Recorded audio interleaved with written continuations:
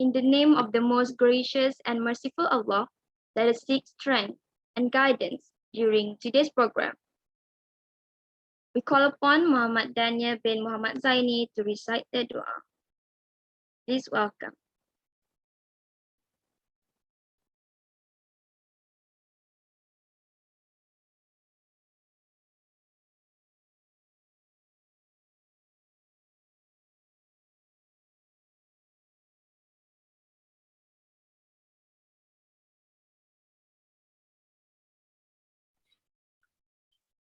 Al-Fatihah.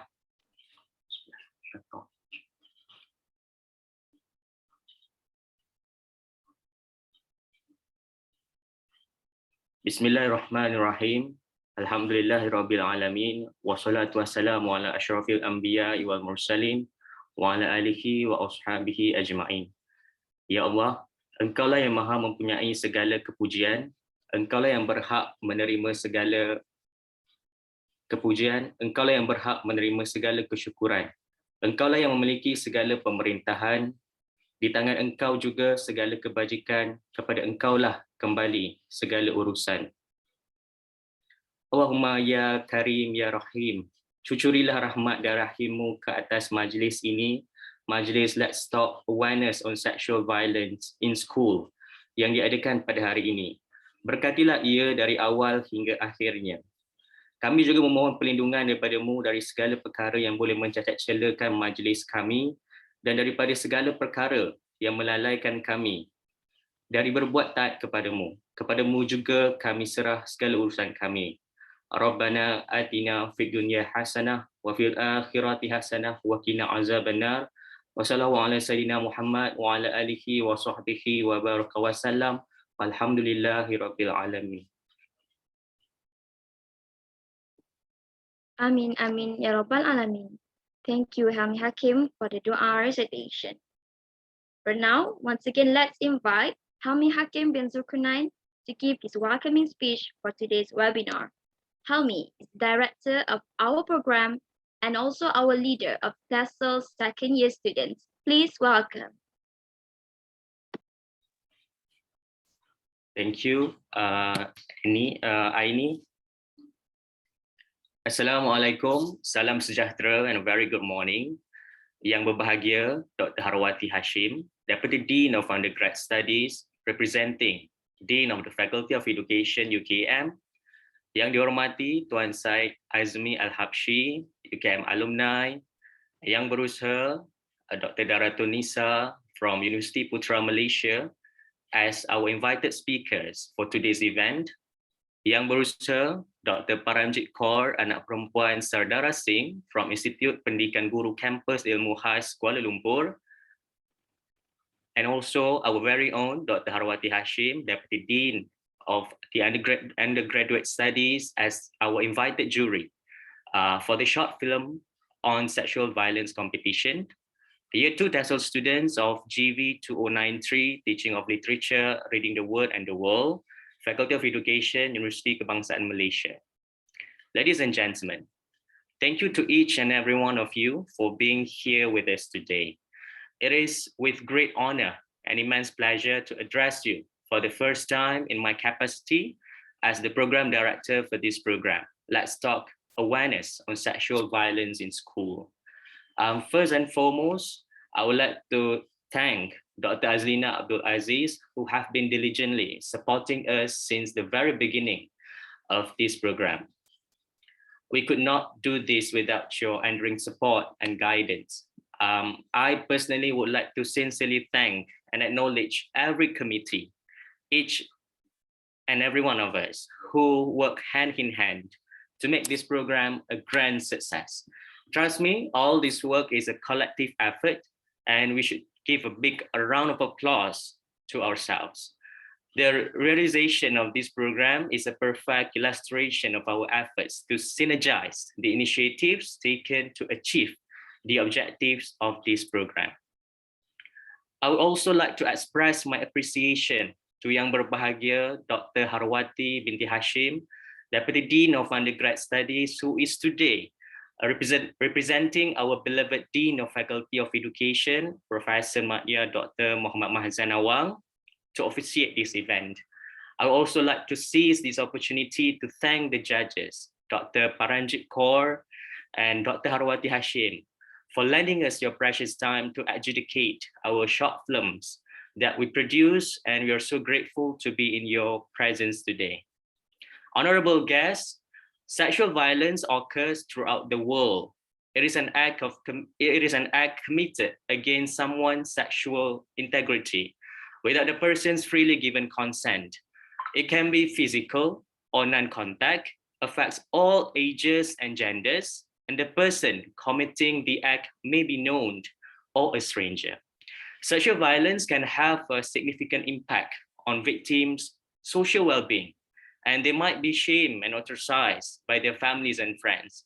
That said, awareness on sexual violence should be constructed to avoid this sexual agony to be happening again in the future by giving the right exposure, to break the wall of silence, and most importantly, we should work collectively as one to lend the voices of hope, because the awareness starts from ourselves. Ladies and gentlemen, why it is relevant to talk about this topic? It is because there are too many victims who are forced to stay silent as they are too ashamed or scared to come forward because of the stigma and how taboo this subject is to some people. Acknowledging the need to educate people by talking about it, we hope that we can show our support and help them to gain back their voice. We are against the injustice of the victim being blamed for the crime that had been done towards them. We will stand strong to support all the victims of sexual violence and be an ally to them, to help them. So let's break the silence, because silence goes nowhere. I will also suggest that we should not wait for the ball to drop, but instead try to channel our advocacy in a good cause. To conclude, sexual violence is relevant to talk about. It is not seasonal or just the tip of the iceberg to some people, because it encompasses our identity, respect, love, and empathy towards others. Lastly, without taking any more of your time, allow me to extend a pleasant stay to all. And on behalf of the committees, I hope that this program brings new insight about the awareness of sexual violence in school. I'm sure a single step will bring to a massive change to our lives, and it all starts with a revamped education system. Let's keep on educating ourselves and the people around us on the awareness of sexual violence. Thank you so much.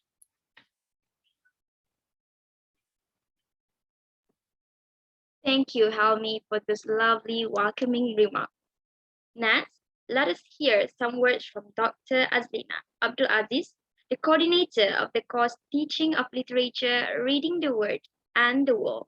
Please welcome.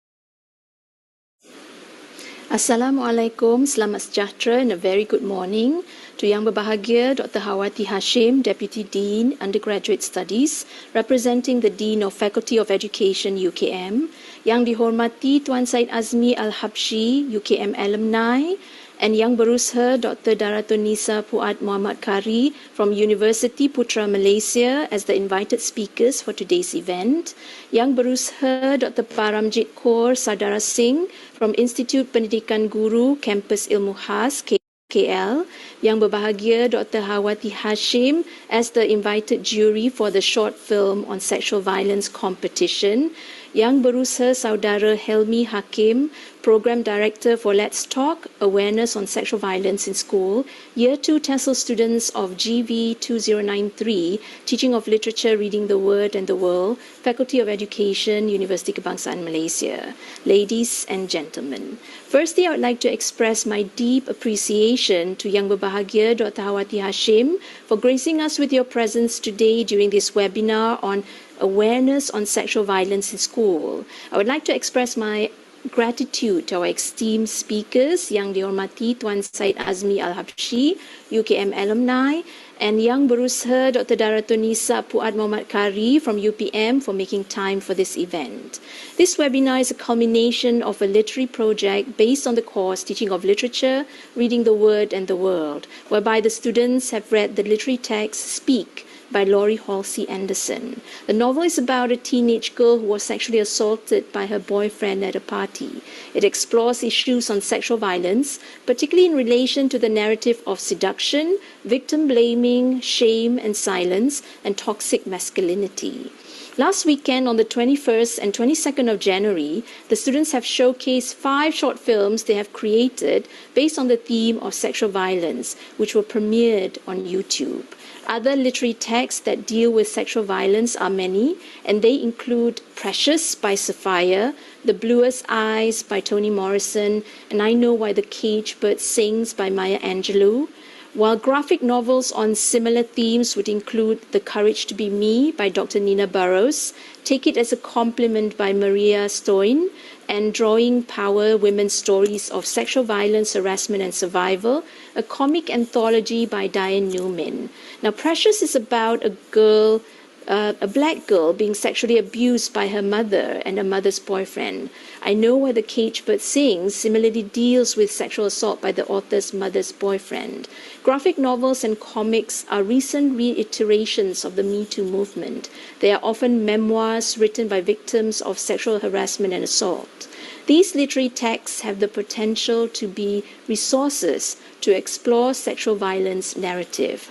Now, the hashtag #MeToo movement, which was initiated by Tarana Berg, a survivor of sexual harassment and a social activist, encouraged survivors of sexual violence to tell their stories via social media as part of showing solidarity and expression of empathy to empower women and men to break their silence. In Malaysia, the Me Too movement has had some positive effects on sexual assault cases being reported.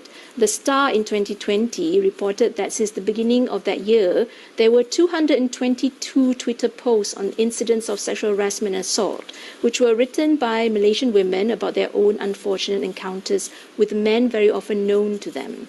Now, this culminated at the end of the year in a high-profile case of a young male Malaysian celebrity who was accused by several young women of sexually assaulting them. The allegation against him was initially posted on Twitter before other women began to chime in, recalling similar incidents of him enticing young women to meet up with him on the grounds of providing religious and psychological support for women who suffer from depression or for a business transaction. Now, if we were to examine cases of sexual violence, there is a narrative of seduction, building trust, instilling shame and fear as part of these sexual predators' modus operandi, which would allow them to get close to their victims and commit their heinous act of sexual violations on the victims. We're to learn from the fair success of the Me Too movement. One of the keys involves men and women talking about their experiences in order to empower other men and women to share their own experiences and to educate other people to be wary of sexual advances which could lead to harassment or assault. In addition, women and men who were harassed or assaulted by the same perpetrator would be more courageous to speak about their own personal experiences with the same perpetrator, which is aligned with the adage, there is strength in numbers. We need to be advocates for each other. The silence of the experiences on sexual violence could be due to a number of factors, such as shame, religious and social taboo, fear of legal threats and actions, and fear of not being believed by others. Most cases of sexual violence are not recorded, or they have no witnesses, or there is no evidence to link it to the perpetrator, which ultimately means it is a she says, he says, or he says case, which makes it even harder to prove and for people to believe. This is made worse when the perpetrator is somebody of influence or power, or a close family member, relatives, or friends. Accusing them could lead to financial ruin, as they tend to use the extent of the law to protect themselves from bearing any repercussions to their image and well-being, or it could lead to the disintegration of the familial fabric. There have been incidents of reluctance and fear in resorting to legal measures to be taken upon such cases. The belief that the legal process is tiresome and it achieves no end also contributes to such reluctance and fear. Utilizing English literature on issues of sexual violence would develop critical literacy on sexual violence narrative, become part of bibliotherapy, and encourage discussions on legal actions and recourse for each case in the literary texts. What is often missing in these literary texts are the legal recourse. They often narrate the experiences of sexual violence, but fall short of detailing the legal actions taken, possibly because no legal actions were taken on, or the narrative is too technical to include in the text. The students in the course could learn from and interpret the narrative of sexual violence in the novel as they read The Word and the World, or they make connections between the story in the book and the world around them. They could bring to the text their own or other people's experiences, or learn from the text new knowledge. Through literary discussions and personal responses, they could also learn from each other, similar to the #MeToo movement, thus creating a literary community that helps build knowledge on this grave issue. This class project thus utilizes an English critical literacy on sexual violence narrative to create awareness on sexual violence. I would like to congratulate the Year 2 TESL students from the Faculty of Education, UKM, on creating and showcasing 5 short films on sexual violence and organizing this webinar. This class project was conceived to nurture critical thinking, creativity, and technological innovation among our TESL student teachers. Indeed, we have witnessed various aspects of creativity and innovation, from the scripts that you've written, the media you had used to bring to life the stories you had conceived and written, and finally to make these works of art public on the online platform YouTube. There is a discipline to the performing arts that I hope you've learned throughout this course, which includes attention to details on the accuracy of the language used, creating a dramatic story that captivates the viewers, the importance of voice, such as voice projection, intonation pattern, pronunciation and enunciation, and the manipulation of media, either in its technological and non-technological forms. Furthermore, you get to see viewers' live reaction to your group's creative product in the live chat room on YouTube. You also get to learn from each other from this live viewing, admiring the stories told, how it's told, and what form it takes. So congratulations again for creating such a meaningful project. Ladies and gentlemen, I hope during this webinar you'll gain a great deal of knowledge from our 2 esteemed speakers on how to deal with issues on sexual violence in school from a social activism and counselling perspectives. I was concerned that as future teachers that you may not be prepared to deal with issues on sexual violence. You may in the future encounter pupils who have experienced sexual violence, or you may be confided in by pupils about their personal experiences on sexual violence. As teachers, we don't only teach students about grammar and language skills, but we teach them holistically as individuals who are balanced cognitively, emotionally, spiritually, and physically. So we need to equip ourselves on how to deal with this issue when it occurs. How do we protect the child while also protecting ourselves? How do we educate our other pupils in a sensitive and serious manner about sexual violence in a way that will build empathy and compassion in them? I specifically chose these 2 speakers so they may give us some advice on how to deal with people who have experienced social violence, not somebody who talks about it only theoretically, but somebody who is on the ground, working with real people with real problems. So thank you again to these 2 speakers for being here. May we all learn from each other in today's event. Thank you.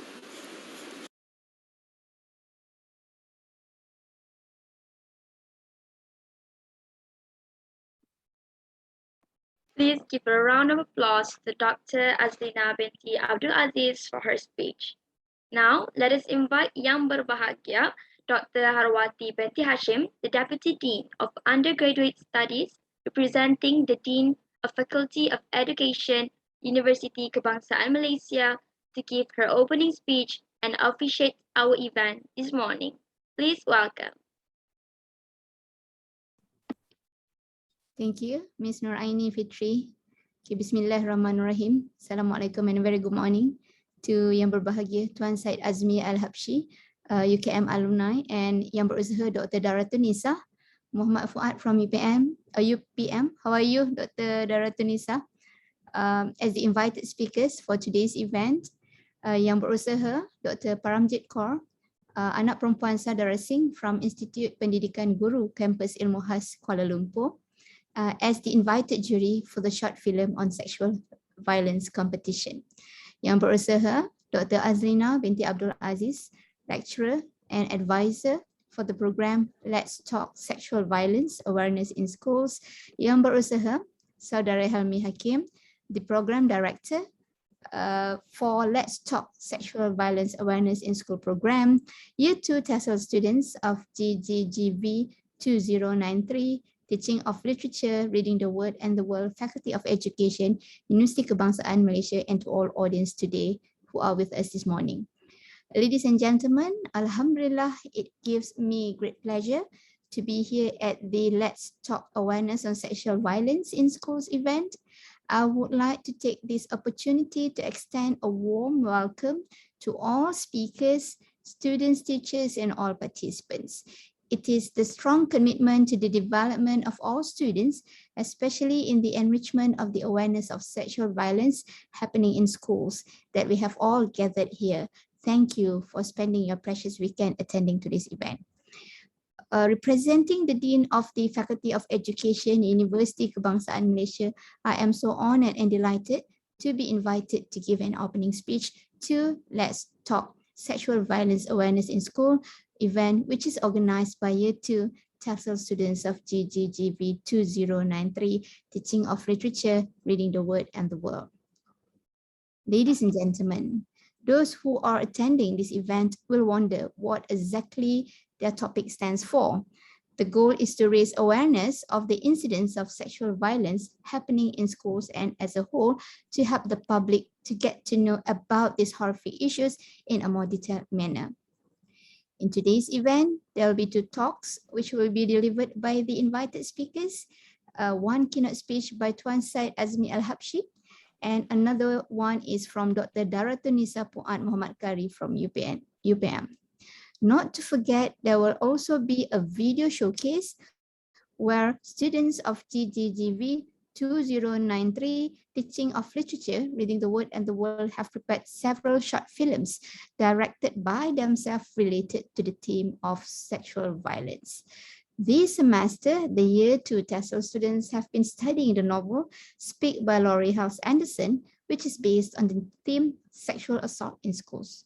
Throughout the semester, they have explored issues such as characteristics and identification of sexual violence, the culture of shame, and issues such as shame and silence, and the narrative of victim blaming and toxic masculinity.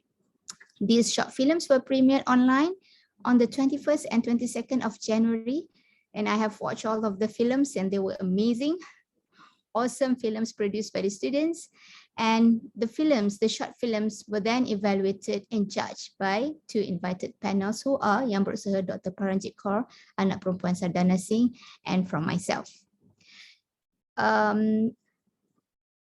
Later today, we get to view the winning short films adjudicated by the 2 esteemed juries.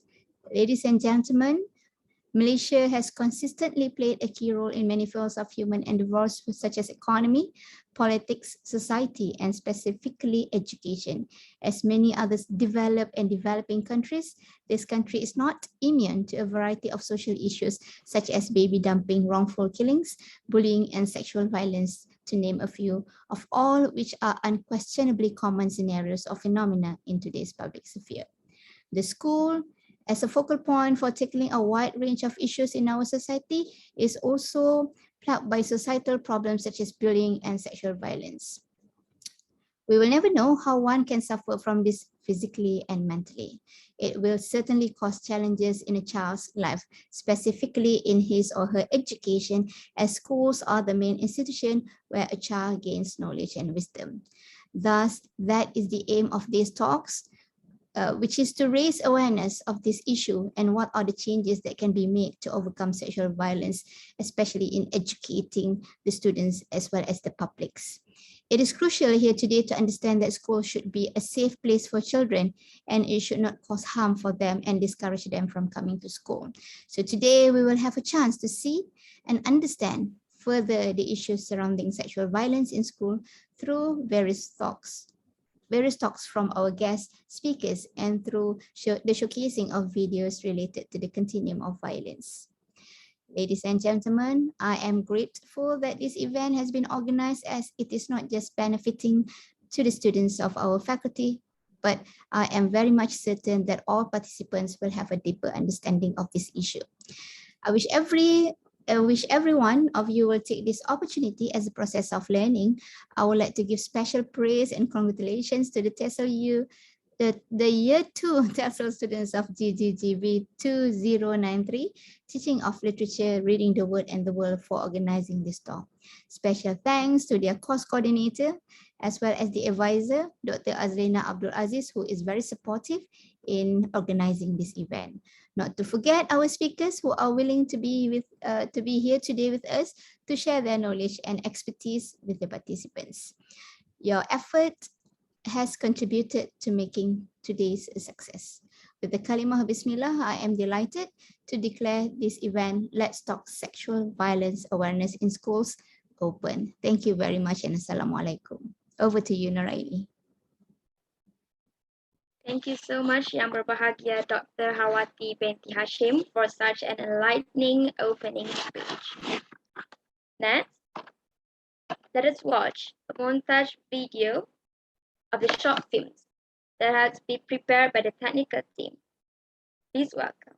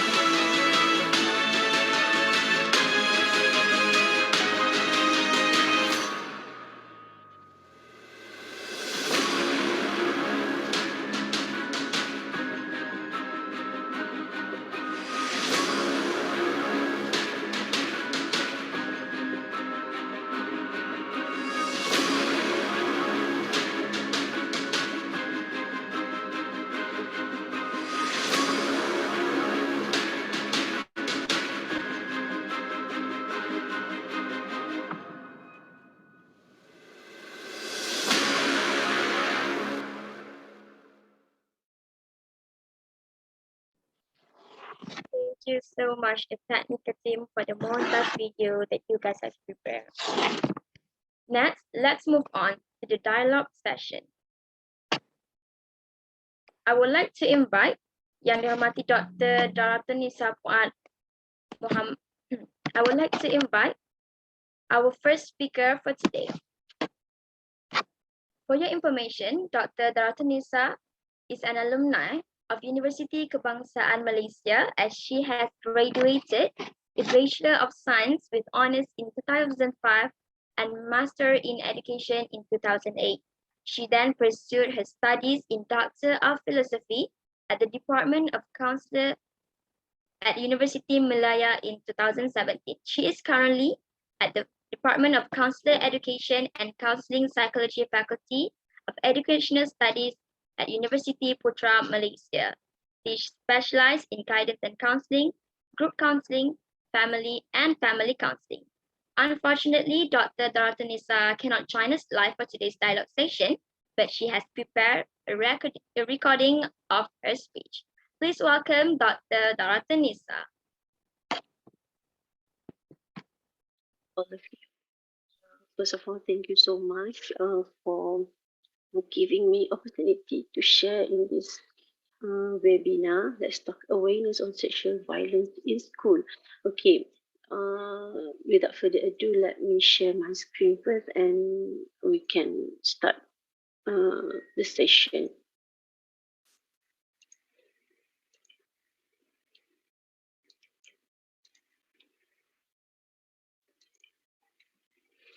Okay, for today, I will talk about the dealing with victims of sexual violence, more on the part that how we can help them. Okay, what we can do and what should we do if someone come to us and tell us that they are victims of sexual violence. So how can we help them?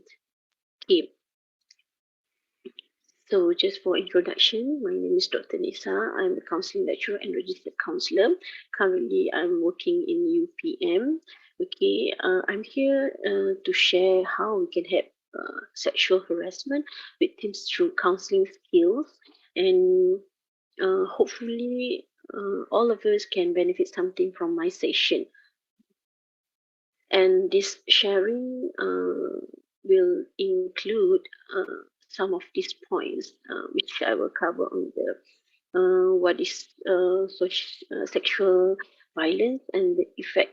Okay, for the victims. Okay, we need to also know the signal, the symptom that they are telling us, I am a sexual harassment or sexual violence victim.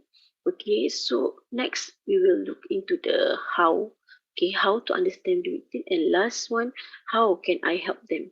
Okay, but before that, let us look at this simple video. Okay, just to briefly to let us know what is actually sexual violence.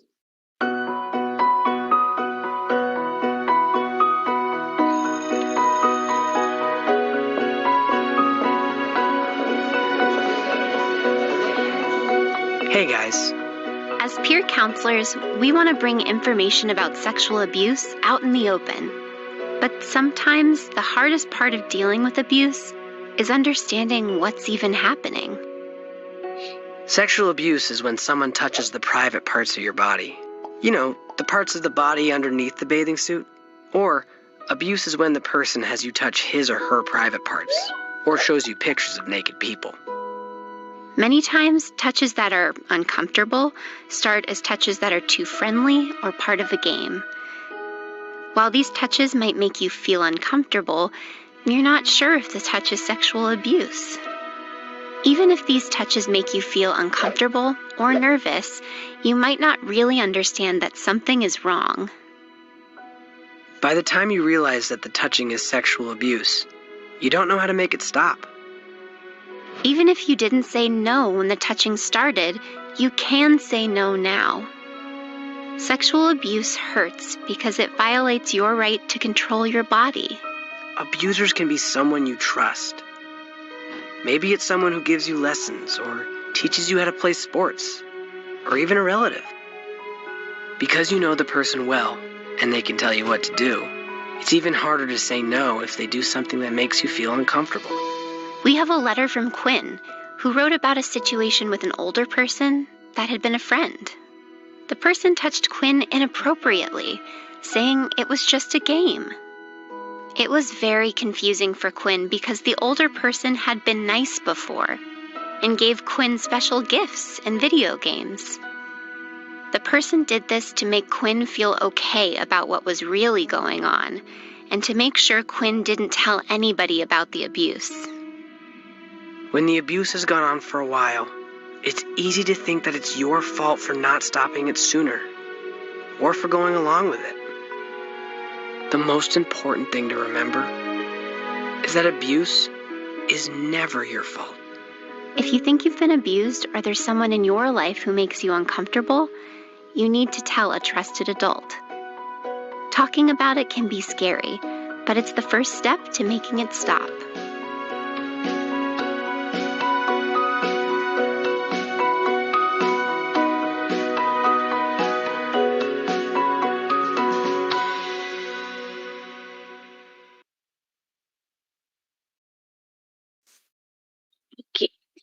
So just now, we already get some idea what is sexual violence, what is sexual abuse. Okay, okay.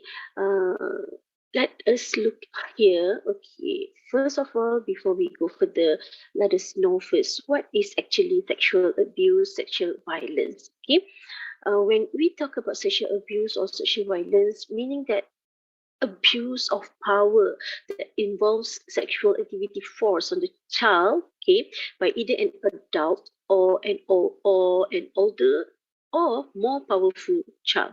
Okay, so here we can say that this child is powerless because the one that threatened them is more powerful than them. Okay, so they don't know how to stop the abuse and aren't old enough to understand what is happening. Like we look into the video just now, they are confused. Actually, this man gave me a BS4.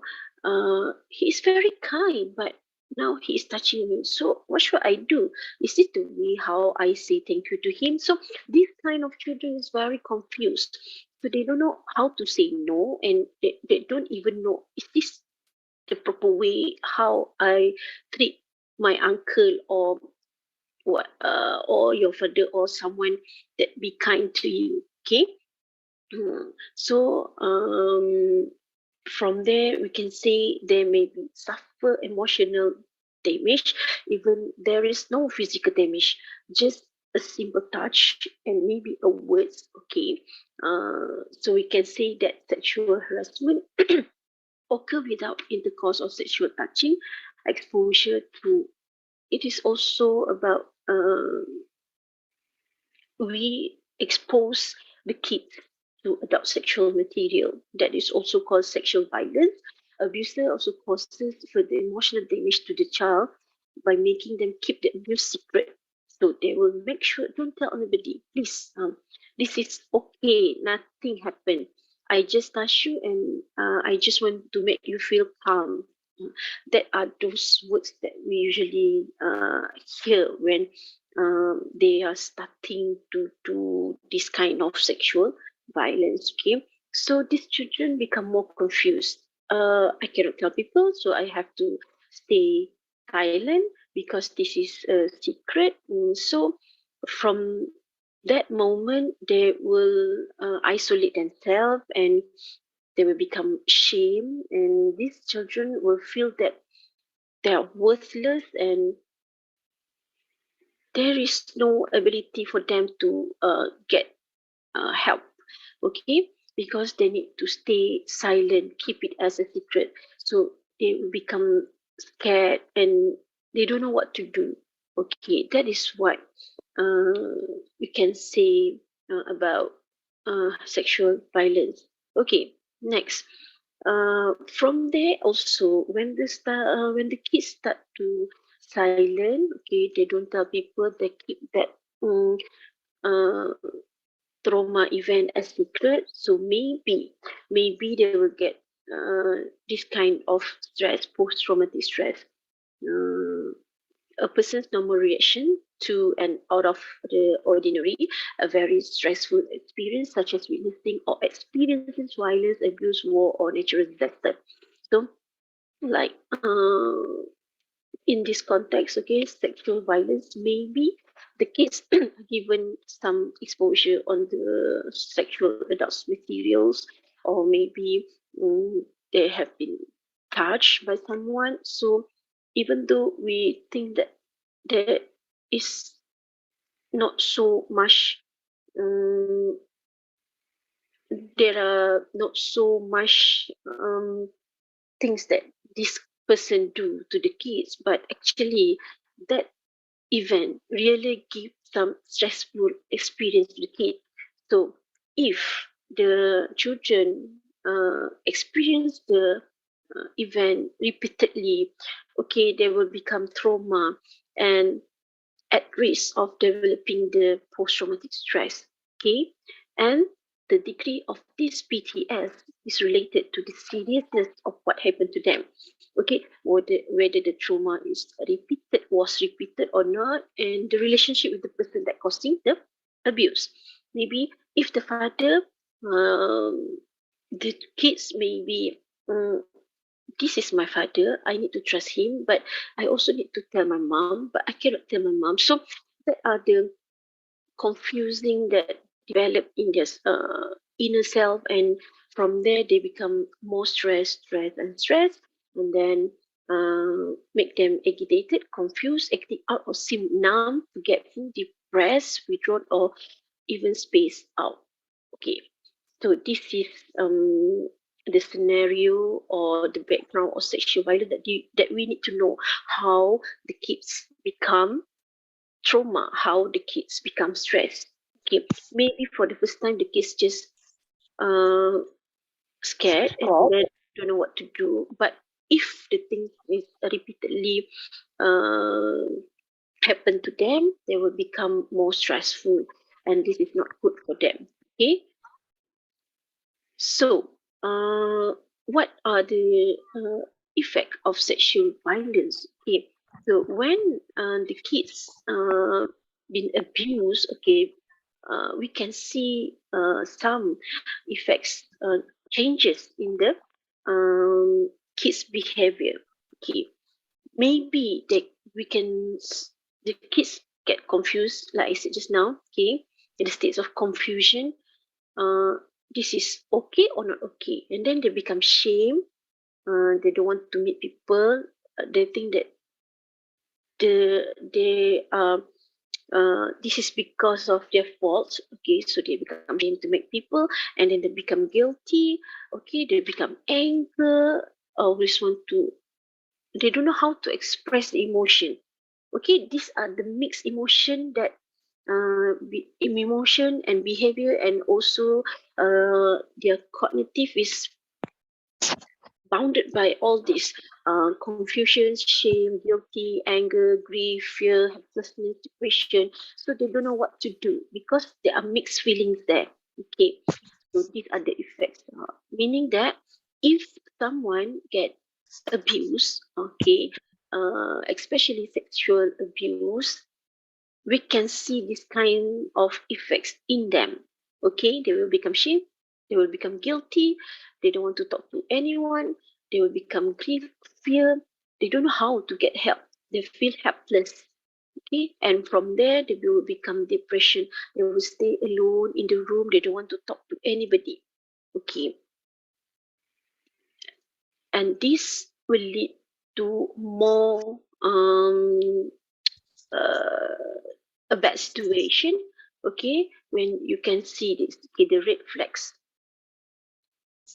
indicators that someone, maybe you cannot trace that this kid has been sexual abused by someone, because you just see this kid don't want to talk to you, from cheerful become sad, just want to stay in the classroom, uh, not focusing in the classroom. Okay, so maybe these are the things that you can look at the victims. Okay, we can see that their mood. Okay, sometimes they will mood swing, and then the loss of interest in most activities in the school, changes in sleep patterns.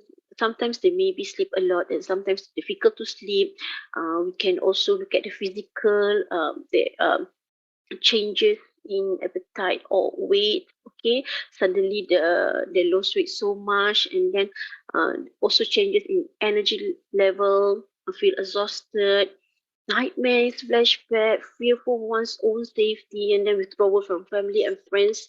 Don't want to talk to friends, don't want to talk to families. Excessive guilt, self-blame. Self-blame is um, the common things that uh, they feel. Okay, they always blame themselves. So they will look at that. This is my fault. Okay, actually, what happens is not the victim's fault. Okay, this self-blame will make them feel worthless, and then they are difficult to concentrate, in whatever they're doing. Okay, they become anxiety, and sometimes thoughts of suicide. Okay, and the last one being excessive alert and easily startled. Okay, so when they already thoughts of suicide, meaning that this event really give them impact, emotional impact that they can handle it. Okay, so we need to do something before they do something harm to themselves. Okay, so why we need to know these indicators? Okay, um, actually, indicators that your victim's general ability to cope has been thrown way out of balance, and they are struggling to manage the trauma. That's why they don't know how to cope with the situation. They are struggling to manage the trauma event. They have been abused. So how I want to manage this trauma? Okay, as a result, we may also experience similar symptoms because the difficulties may stress us directly. Okay, maybe if we are the parents, maybe um, we will face this more. But if we are the teacher, okay, we may also feel the stress because we also need to um, settle up ourselves, but at the same time we have to manage them. Okay, so the best way is we need to do something to them, help them. Okay, but how to help them? Okay, I will tell you after this. Okay, we will discuss later on, in detail what can we help them. Okay,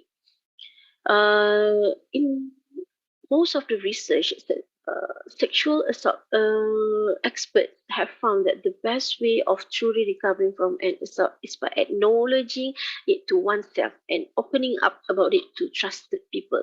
So from here, we know that if someone has been sexually um assaulted, we need to help them to open up.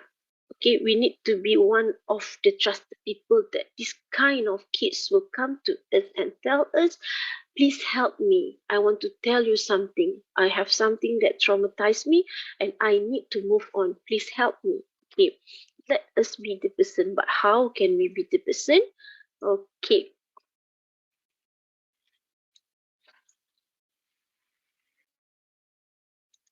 Okay, first, how to respond to disclosure of sexual violence.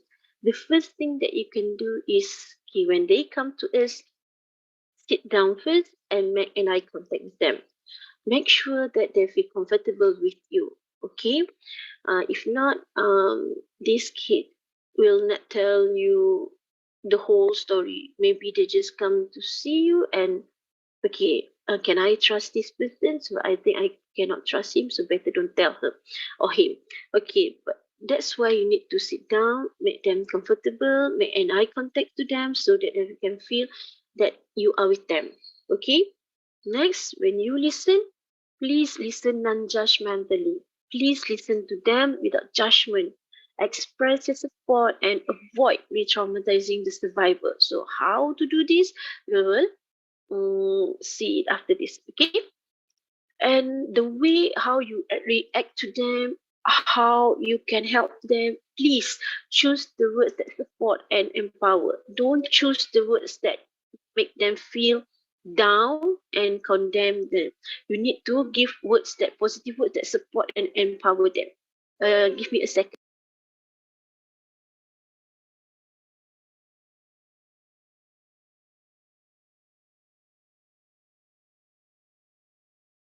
Okay, sorry.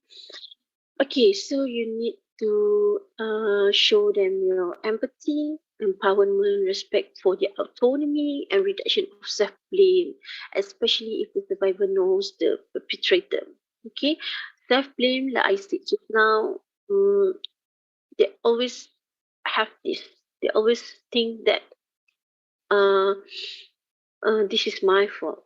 Okay, so here I put here positive social reaction. Okay, this is where you can provide emotional support, offering resources and explaining that it wasn't the victim's fault. Are related to survivors having greater self control over recovery. So you need to be more supportive, give them support, especially emotional support, and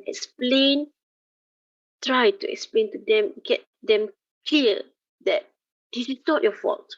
Okay, when they have this kind of encouragement, okay, they will be perceiving in from other perspective. Okay, so from there we can help them to recover easily, not easily, but we can help them to recover um, from the trauma event rationally. Okay, because this at this state they are not rational. That's why they are blaming themselves. Okay, so we have to help them to become more rational, to let them know that this is not your fault. Okay, we have to do something. This. Okay. Um, in order for us to respond to the disclosure, we also need to avoid using touch to comfort. Why? Because they are traumatized by touching. Maybe some of them. Okay. Actually, in counseling, touch can give some aura, positive vibes to the client, but a proper touch lah. Okay. But in this situation, we are not encouraged to use touching because physical touch might trigger their trauma. Okay, so better you use words, your tone of voice, and body language to convey your support rather than use physical context. Okay, so you need to slow down your tone of voice, and then you have to talk nicely. You cannot force them. You just can um, let them share whatever they think they are safe to share. Okay, and the last one, you also need to be prepared to offer resources and follow up. Resources meaning that some local community resources, support group maybe, that can give them support in terms of emotion, so that they feel they are not alone. Okay, not only them that face this issue, many of them outside there also face this issue. So we need to connect them to uh, the support system, connect them with people, with support services in their areas. Okay, so you need to know that lah. As a teacher, okay, one day all of you will become a teacher. So in school, how can you give them support? You don't want they. Of course, we don't want other students to know about that. So how can we help this student? Okay, so they are a student that are very fragile, so they need someone that can really comfort them, that they can trust. Okay, so as a teacher, you have to be the person that they can trust you. So don't tell whatever they share with you to others. Okay, once they know that someone else know about this, maybe you and the victims will cannot get along, so they cannot tell you more, you cannot help them, hard for you to get to them to help them. Actually you want to help them, but um, some things happen, you tell someone, so they feel that they have been cheated by the person that they trust. And so from there, um, you already broke the relation, the trust. And so how can we help people if we already make them feel cheated? Okay. So make sure don't simply tell other people about this. Okay. In counseling, if something like this happen, in the beginning of the counseling process, actually we do some structuring. We already told the client, if something harmful happened to her through the sharing session, we need to disclose the sharing to the person that need to know. Okay, like maybe maybe the principal, maybe the parents. Okay, so the person that near to him or her, we need to tell them for their safety, not to simply tell just, oh, okay, I need to tell for nothing, but they have to tell the person that very close to the kids, to the client, so that they can help to supervise this client to not doing something that beyond, like maybe they want to do something, thoughts of suicidal. So we need to tell someone, because someone should supervise her. If this situation, okay, in counseling session, we also will tell the client that, okay, you already tell me about the sexual violence. Okay, this is not safe for you, so I need to tell to someone else that will then we can help you. Okay, so I need your permission. So I have to tell them. Okay, even though we need their permission, but actually we don't have to. We already told them in the structuring process that we need to tell someone if something happened that will harm her. Okay, but we, for the courtesy, we just ask their permission, so they know that whatever they tell us that make them will they give harmful or something bad will happen to them, then we will let someone that they trusted to know about the situation. So for their safety purpose lah. Okay. Okay, that is more to counseling ethics. Okay, so after the kids or the children tell us about the situation, sharing with you what had actually happened to her. Okay, there are some ways to address, okay, that a proper way to address to them after the disclose or the traumatized event. Okay, like we need to appreciate them for telling us. Okay, thank you for telling me. It took a lot of courage to share this with me. I'm sorry this happened. This must be really tough for you. It's not your fault. You didn't do anything to deserve this. You are not alone. I care about you. I'm here to listen or help in any way I can. I wonder if there's anyone you feel comfortable talking to about this. You decide what you think is the best for you. So these are the words that will give them some motivation, okay, and some spirit, so that they can move on. Okay, we are with them, so they are not alone. So these are the things that we need to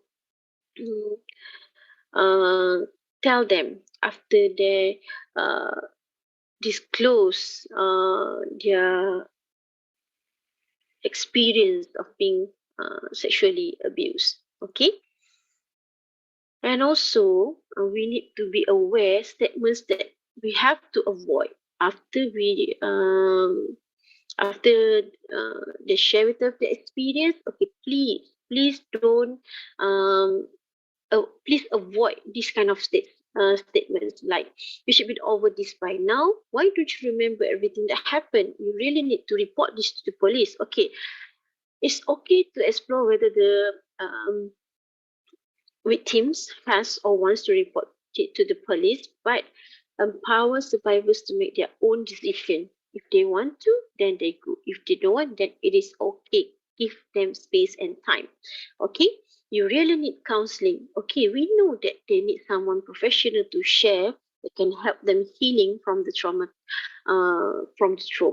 but again, that is still their own decision. Okay, So at this moment, you are the one that need to be to accompany them first, to comfort them first. Okay. So later on, if they think that I need someone professional to help me, okay, then you can suggest to them. Okay. And the last one, please avoid from saying why did you or didn't you invite him over so late after you've been drinking, fight back, call the police, etc., etc., etc. Okay, so avoid these kind of statements. These are not helpful. We just make them um, become more depressed. Okay. Okay. So next. Okay. Maybe I have some more time here to share. Actually, all of us need counseling skills to help uh, any kind of issues that happen around us. Okay, but in this context, we are focusing on the sexual abuse, the sexual violence. What can you do? How you can help them? Okay, so the how part is we can use the counseling skills um, like BLIFA. Okay, I shorten it as BLIFA. We need to start from the bonding and then listening, exploring, fixing, and attending. Okay, what is bonding, listening, exploring, fixing, and attending? Okay, let us look one by one here. For the first one, bonding. Okay, so first thing when the student come to you, you already know the symptom, the signal, the student give you, okay, the kids give you, the child show it to you. Hey, please look at me. I need attention. Okay, they might not say like that, but we can look at them. They are just staring outside of the class, and then they are not focusing, like I already told just now from our early sharing just now. Okay, the effects, okay, the red flags that we can see from the victims. Okay, what to do is first create the bonding. You need to create a rapport with them. Okay, bonding, attach to them. So how to attach? You can come to them, say hello, give salam, give a smile, use positive words in their interaction. Hi, how are you? Are you okay here? Can I help you? Anything? Okay, try to get attached to them. Okay, uh, in a positive way. Okay, that's why here we can see that victims who receive a positive response from people around them will feel safe to share their experience. They are sure that the people are indeed interested in building a relationship with them in a positive way. We are building a relationship with them to help them. Okay, that's why we have to give some uh, positive attitude to them. Okay, come to them, make a bonding with them, attach to them. This is the first thing that you need to do. Okay, you cannot wait they approach you, but you have to approach them. Go to them and make sure the way you attach to them, your approach must be very genuine. Okay, you need uh, to become someone that people are comfort to talk to you. Okay, so you have to smile. So your appearance also matters, and also your kindness also matters. Okay, words that you use, how you talk to them, how you uh, give them hope. Okay, everything that will create strong bonding. Okay, after we have the bonding, only we can go to the next phase, listening. If you don't get attached to them, how you can listen to them? So that's why bonding is the first thing that you need to do with the student in order for you to help them to share their experience being assaulted, sexually assaulted. Okay, okay, when you listen to them, please don't judge and give them space to talk. This time around, you need to speak less and listen actively. Okay, listen more. Please do not ask them question by question by question without they're not answering. They are still thinking about the first question and then you come up with the second question. That is not a proper way how you are showing people you are listening to them. When you are listening to someone, you need to become more active in listening, and please speak less. Okay, so you can show some body gesture that you are listening. Oh, okay, this is one of the skill that you need to know when you listen to someone. Oh, okay, can you please tell me more? Okay. Oh, okay. That is what we call dorongan minima. We do some minimum encouragement for them to talk. Okay, so that is the way how we can tell them, I'm listening to you. Okay, so you need to show you're passionate in listening to their experience. Okay, and how to do this? Please don't judge. If they come to you or you come to them, you want to help them. Okay, don't judge them. Okay, why you go and meet that person? Okay, why you have to tell me this? Why you would do why? This is not proper way lah to become a good listener, because we are judging them. Okay, please don't judge. Give them space to talk. If sometimes when we are listening to someone, there might be a silence mode. Sometimes suddenly they become silent. Why? Because they need space at that moment. Maybe there are things that too hard for them to share, and maybe they don't know how to express whatever they are feelings. They are feeling so you need to give them space. Okay, silence is okay. When someone tell you their experience, or someone tell you sharing with you their issues, okay, give them space. Okay, and be patient in listening to someone. Okay, we cannot simply interrupt them, because we will just showing them that I'm not patient. Wait for you to tell me one by one, please. Tell me uh, faster what you want to tell me. Please tell me fast. Okay, you cannot do that. Okay, be patient when you listen to someone, especially to the one that become victims of sexual assault. Okay, assault. Okay, so after you listen, okay, they feel comfortable to you, and you can explore more. Okay, this is where you can explore, you can dig, you can go deeper, you can know them. Oh, this is how you feel, this is how you think, this is how you act. Okay, by exploring the situation, by exploring the experience. But again, to become an explorer, to explore all of this kind of situation, okay, you need to bonding first, and then you need to become a good listener. Then only you can explore the experience deeply, okay, in depth. Okay, so you need to focus on the symptom, signal, and try to find the cause. Okay, how does this um, uh, kids react when she talk about this? Did she cry? Did she angry? Or whatever. So try to look at that. Okay, the symptom. Use more open-ended question rather than close-ended. Open-ended meaning that how you need to more use how in your conversation.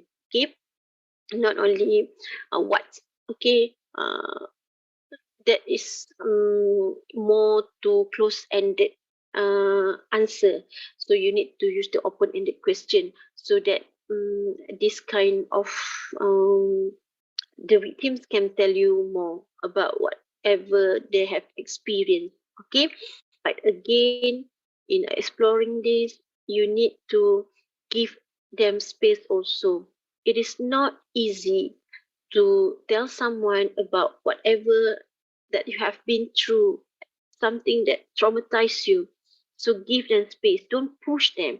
Okay, so here you need to know some basic communication skills. Okay, you have to use the right words, you have to use the right body language. Okay, in exploring this, try to, okay, one of the tips that you can do if you don't know how to explore them, just use the last word that the kids are using. What is the last word? Let's say I feel sad. Okay, you can ask them, sad? Okay, how sad are you? So that is one of the way to explore more and more. Okay, uh, one of the tips lah. Okay, and the last one, you can explore on the emotion, behavior, cognitive, and also the relationship. These are the 4 things that we always explore when we want to help someone. The emotion part, how do they feel? The behavior part, what do they do? Okay, cognitive, how do they think? Okay, and the relationship, does these 3 elements affect their relationship? Okay, so we need to explore also and on this. Okay, next, after we explore and then we can fix. We cannot fix the situation, but we can fix the way they think, the way they feel, the way they act. Okay, so help them to talk about things that they can do. Okay, and give more alternative and let them choose what is the best for them. We can talk about the alternatives. We can suggest them to do this, to do that, but again, the choice on them, not on us. Okay, so you can suggest anything, but don't be sad. Don't feel bad if they don't want to use whatever your suggestion. But again, here we need to remember that they are trauma. Okay, they are they have experienced something that very very traumatized. So the way to fix it, we need more time to fix things, uh, especially the emotion part. Okay, even though they look like they are okay already, but deep inside we don't know, right? So if we help them to fix this element, the psychological elements, so we will help them more. Okay, let them know that we cannot fix the situation, but again, we can fix other things. We have to fix the emotion, we have to fix the behavior, we have to fix the cognitive part. Okay, so don't push them too much if they are not ready. Give them space. Okay, each of the stages, in listening, in exploring, in fixing, we need to give them some space. Don't push them too much because they already um, have so much thing inside, feelings and traumatized, experience things that they don't know how to react to. Okay, so give them time. Okay, and so be patient lah. If you want to help people, you have to be patient. Okay, so how you can help them to uh, recover from the situation, recovering fast in the situation that have been um, that they have been experienced. So we can help them by attending, by give them some encouragement, support. Okay, continuous encouragement. Okay, provide encouragement, providing verbal motivation such as words of encouragement as well as praise. Non-verbal motivation as such as smiling, giving gifts, sending greeting cards. Validate them. Okay, this is very very important. Most of us always forget to validate people. Okay, show your appreciation to them. Meaning that after they already do some effort in order for them to recover from the trauma, show your appreciation. Let them know that, oh, you are very good. You are doing so good. You already, whatever you want to say, positive word, validate them. Okay, validate them. Just as show your appreciation. Okay, this kind of attitude, validating people, is actually can give some hope to that person. Actually, whatever happened in your life, if you still have hope, you can still uh, if we are giving hope to someone, okay, they will still try to achieve whatever they want to achieve. Okay, let's say in this situation they want to forget the trauma. Of course, we cannot forget the traumatized event. Okay, but we want to move on from whatever happened to us. Okay, so what we need to move on. Okay, that are the things that we always forget that about that. We always miss we overlook, okay, about that thing. Okay, actually, if you want to help someone, just give them hope. Even though we don't know that thing can be happen or not, but hope can give them something from inner side that they can. Yes, I can do this. I can do this. I can do this. Okay, I still have hope on this. Huh? Okay, don't give up. Okay, give them hope and validate them. Make sure they feel secure with you. They feel supported by you. Okay, so these are the things actually BLEFA, BLEFA, are some of the tips lah that you can use to in approaching the sexual victims. Okay, counseling skills actually. This is just when we talk about counseling skills, every one of you can use this. Okay, everyone need the counseling skills to help people.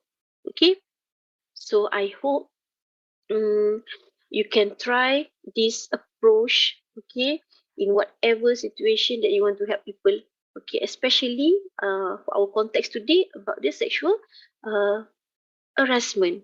So please give them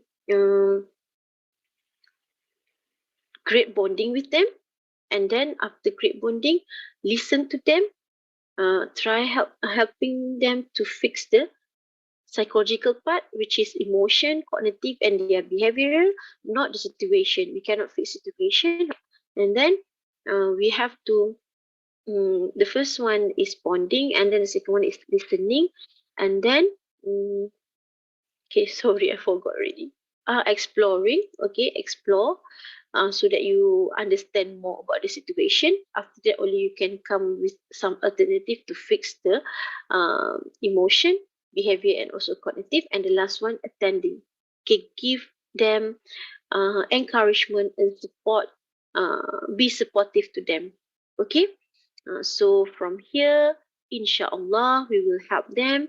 We can, of course, we cannot remove the traumatized event in their memory, but uh, at least we can do something to help them to recover from the traumatized event. Okay, okay. Just to let you know, this is the flow chart of to understand the things that you need to know in helping the victims. Okay, usually the counselors we do this if does the individual need medical attention? If yes, what to do? Know what to do? Is there an ongoing treat for the perpetrator? Yes or no? So what should do? If yes, what should do? No, what you should do? Okay. So this is just the flow chart lah. Okay, I will share you the slide, this slide, and you can look into this after this. Okay, one last quote from Carl Jung. Carl Jung is one of the counseling expert. Okay. Okay, what Carl Jung said here, I am not what happened to me, I am what I choose to become. So whatever happened to you previously, the trauma, the event, the experience that give you scars in your heart, that is already happened. Okay, and what you will become next in the future is what you choose to become. If you want to become the person that forever in traumatized, you choose to become like that. And if you to become someone that I need to move on, I need to do something, I need to help other people that have the same situation with me, I need to tell them that we can do something from this. We can um we can bounce back from this. Okay, so you can be like that because you choose to become whatever you want to be. Okay, so again, you are not what happened to you, but you are what you choose to become. Okay, so maybe you can give some positive motivational quotes to them, to encourage them. Mm, I know it's hard for them to overcome the trauma, but please, as teachers, as future teachers, okay, as people around them that we concerned about what happened to them, we need to give them support. We need to encourage them. We need to let them know that they are not alone. Okay, so I think that's all from me. Sorry, I already take almost 1 hour. Okay, so thank you so much for your time.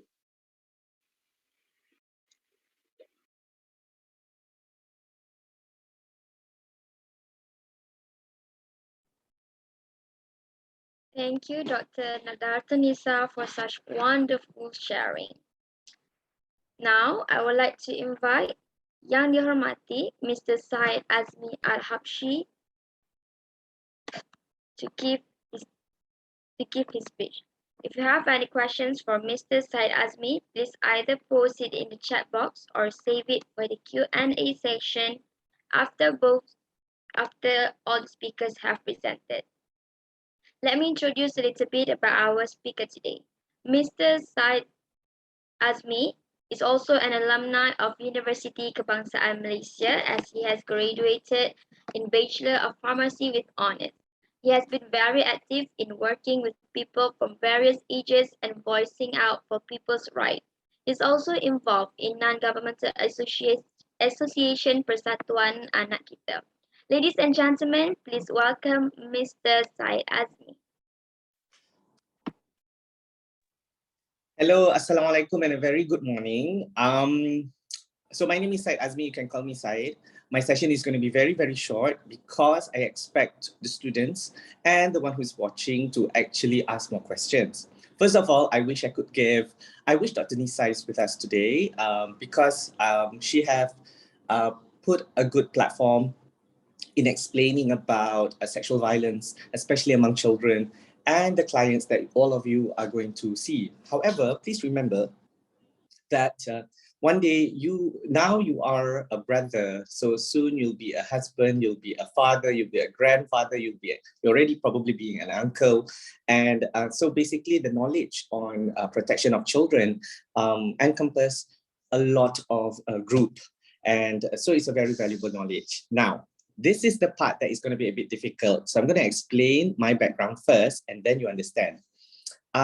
Yes, I'm a pharmacist, but for the basis of this topic, I am also a court advisor for children, meaning children who in need of protection. It means that they've been abused or they've been wrongly done something.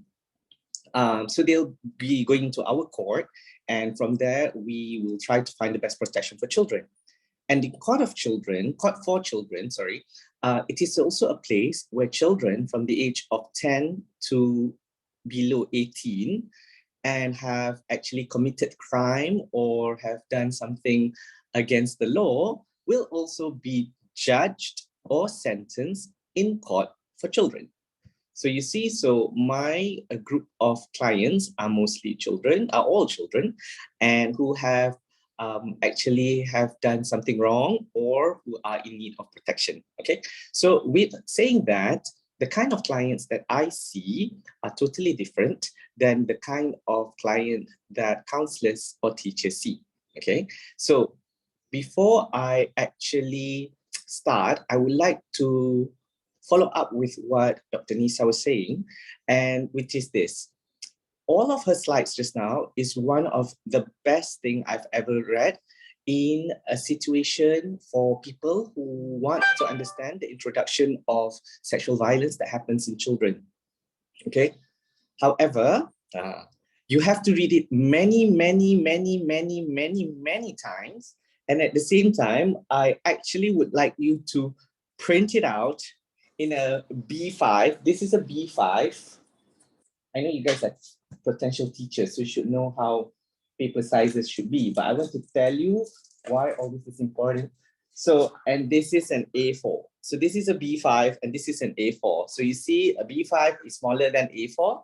And the reason for this, and there's a scientific explanation, is in B5, people carry it everywhere more than an A4. So when we do teaching or when I do courses, we print everything in B5 so that people will bring everywhere. Because of my session is very short, I don't have any slides, so you have to pay attention. And you have to ask a lot of questions if you like to take all the benefits from this session. What I wanted to say about Dr. Nissa's slides just now is, yes, what she says is all correct, and you should read it many times, and you should actually hold it with you as long as you're teaching, before you embark in anything, and put in as many examples of conversations and situation that happens in school or surroundings that it would affect your kind of career pathway. Now, but I don't see any of the one that Dr. Nissa mentioned. So there's another group of children who are victim of sexual violence who is not in the list of Dr. Nissa. And these kind of children, because I think it's just fair that we share all spectrum. So these kind of children, they don't seem traumatized. They don't seem to be very quiet. They don't have any feeling of emotion whatsoever. And the other end of the spectrum are children who actually talks about it openly in class. They actually talks about sexual encounters, what he have done before, what he have seen, what she have seen, what she have done, openly. Okay, so it's a different form, and this is one thing on the ground teachers get very confused. You know, like, but they don't seem sad. I don't know whether he's talking about it, he's bragging about it, whether is it real, does it happen to him, or he's just see something and he just wants to say it and all that. Now, sexual experiences and encounters should not actually happen in children at such early age. We all have to know that and acknowledge that. So number one rule for all teachers, especially, and parents, because I talk a lot to parents, right, is to be very calm. Okay, that's number one. You have to be very calm and do not go berserk. And I use that word a lot. Do not go berserk, and at the same time, do not try to making assumptions on things. Okay, so if you see children, and as I said that one side he likes to play with his penis, or one side she likes to the way she eats a lollipop, it's in a very sexual manner, but she's already 15, I think she should know. Or at one side, he keeps on wanting to do sleepover every weekend. If he doesn't get sleepover with his friends, then he gets rowdy. So things like this, you see, they're not on the other spectrum, right? They're actually on a different kind of spectrum. So this is why our job, all of us, okay, is, although it's great if we can identify, but why do we need to wait to identify when our main role is to empower and to prevent? Okay, to empower and to prevent. Let's look at this realistically. Standard class, let's say when it's open again, it's going to be around 40 students per class, right? So, and you don't just teach one class. So you teach many classes. So for you to see and identify, it's very difficult. That's why if you're interested in child protection in school, a lot of schools, especially private schools, they create child protection policy. CPP, they call it, child protection policy. There's no format, there's no book that you can photostat, nothing like that. You have to create it on your own. Now, the aim of the CPP, child protection plan, is first to protect teachers and school, and number two is to identify and to know how to deal with the situation when the situation arises, meaning that whatever that Dr. Nissa said was supposed to be in CPP. This is how it looked like, blah, blah, blah, blah, blah. You write it, you have it all in your CPP, but you also have a protection plan so that you know when a child is close, what's the surrounding going to be like, who can talk to her, what's the age group, who is trained in school, how many teachers has been trained, who are the local police that works with school, and all that should have in your CPP. Okay, this CPP is not a requirement, but a lot of schools who actually does it, prevents from making the wrong decision. And at the same time, for higher education, meaning that high school atau tertiary education, it can actually prevent fitnah. It can actually prevent anything that you could be accused of, and this is the biggest problem when a good person was wrongly accused because of the way he said things like that and get the wrong meaning outside, So a CPP, child protection plan, is also a very good plan to prevent from any kind of harassment towards people who wants to do good. That's why with me, if the case is really the child or the person is really in a way that she only wants to talk to me or he only wants to talk to me, and it's a very dangerous place and play for me because it's whatever she says or whatever she assume what I'm saying in a situation. So when that happens, I have to actually put myself in a very safe position. So I have to actually have a video probably, or I have to have a third person like 3 meters away who cannot hear the conversation but can see me talking to the child, or I have to talk through a glass door probably. So all of these things is needed. That's why to help people, it doesn't come with good intention. It has to come with knowledge and has to come with protection plan. Okay. One of the biggest role that I do also is preparation of victims, penyediaan mangsa, meaning that they disclose to us, like teachers, you and I, they disclose to us, and what do we do about that? So like Dr. Nissa was saying, that you just prepare, you can actually give them options, but in the end, they are the one who make decision. And this is the thing that sounds so easy, but it can be very complex, especially if they don't choose the decision that you think they should choose, but they just don't want to because they're not ready. And then you have to actually be happy about it. Now, talk back about that spectrum. Okay, talk back about that spectrum. So what happens if the child doesn't have any emotion on things, just every day is just like a normal day, or the child brags about it? Okay, the thing is, they will only come to you if they trust you. So you wouldn't know about it, but if they come to you, the first thing you should do is stay calm, kan? Don't go berserk, or don't say, yeah, don't actually question in a way or have this face like, are you kidding me, or are you pulling my leg? No, you just say, okay. Do you want to talk further about it? Is there, do you think that I can help you? So I always ask questions back. That's my way. I always ask questions back because they need to find the answer. They are going to become decision maker, and they are the one who's going to give me the consent, whether we would like to go further on this conversation or not. So first is actually when they disclose to you on everything, just believe it.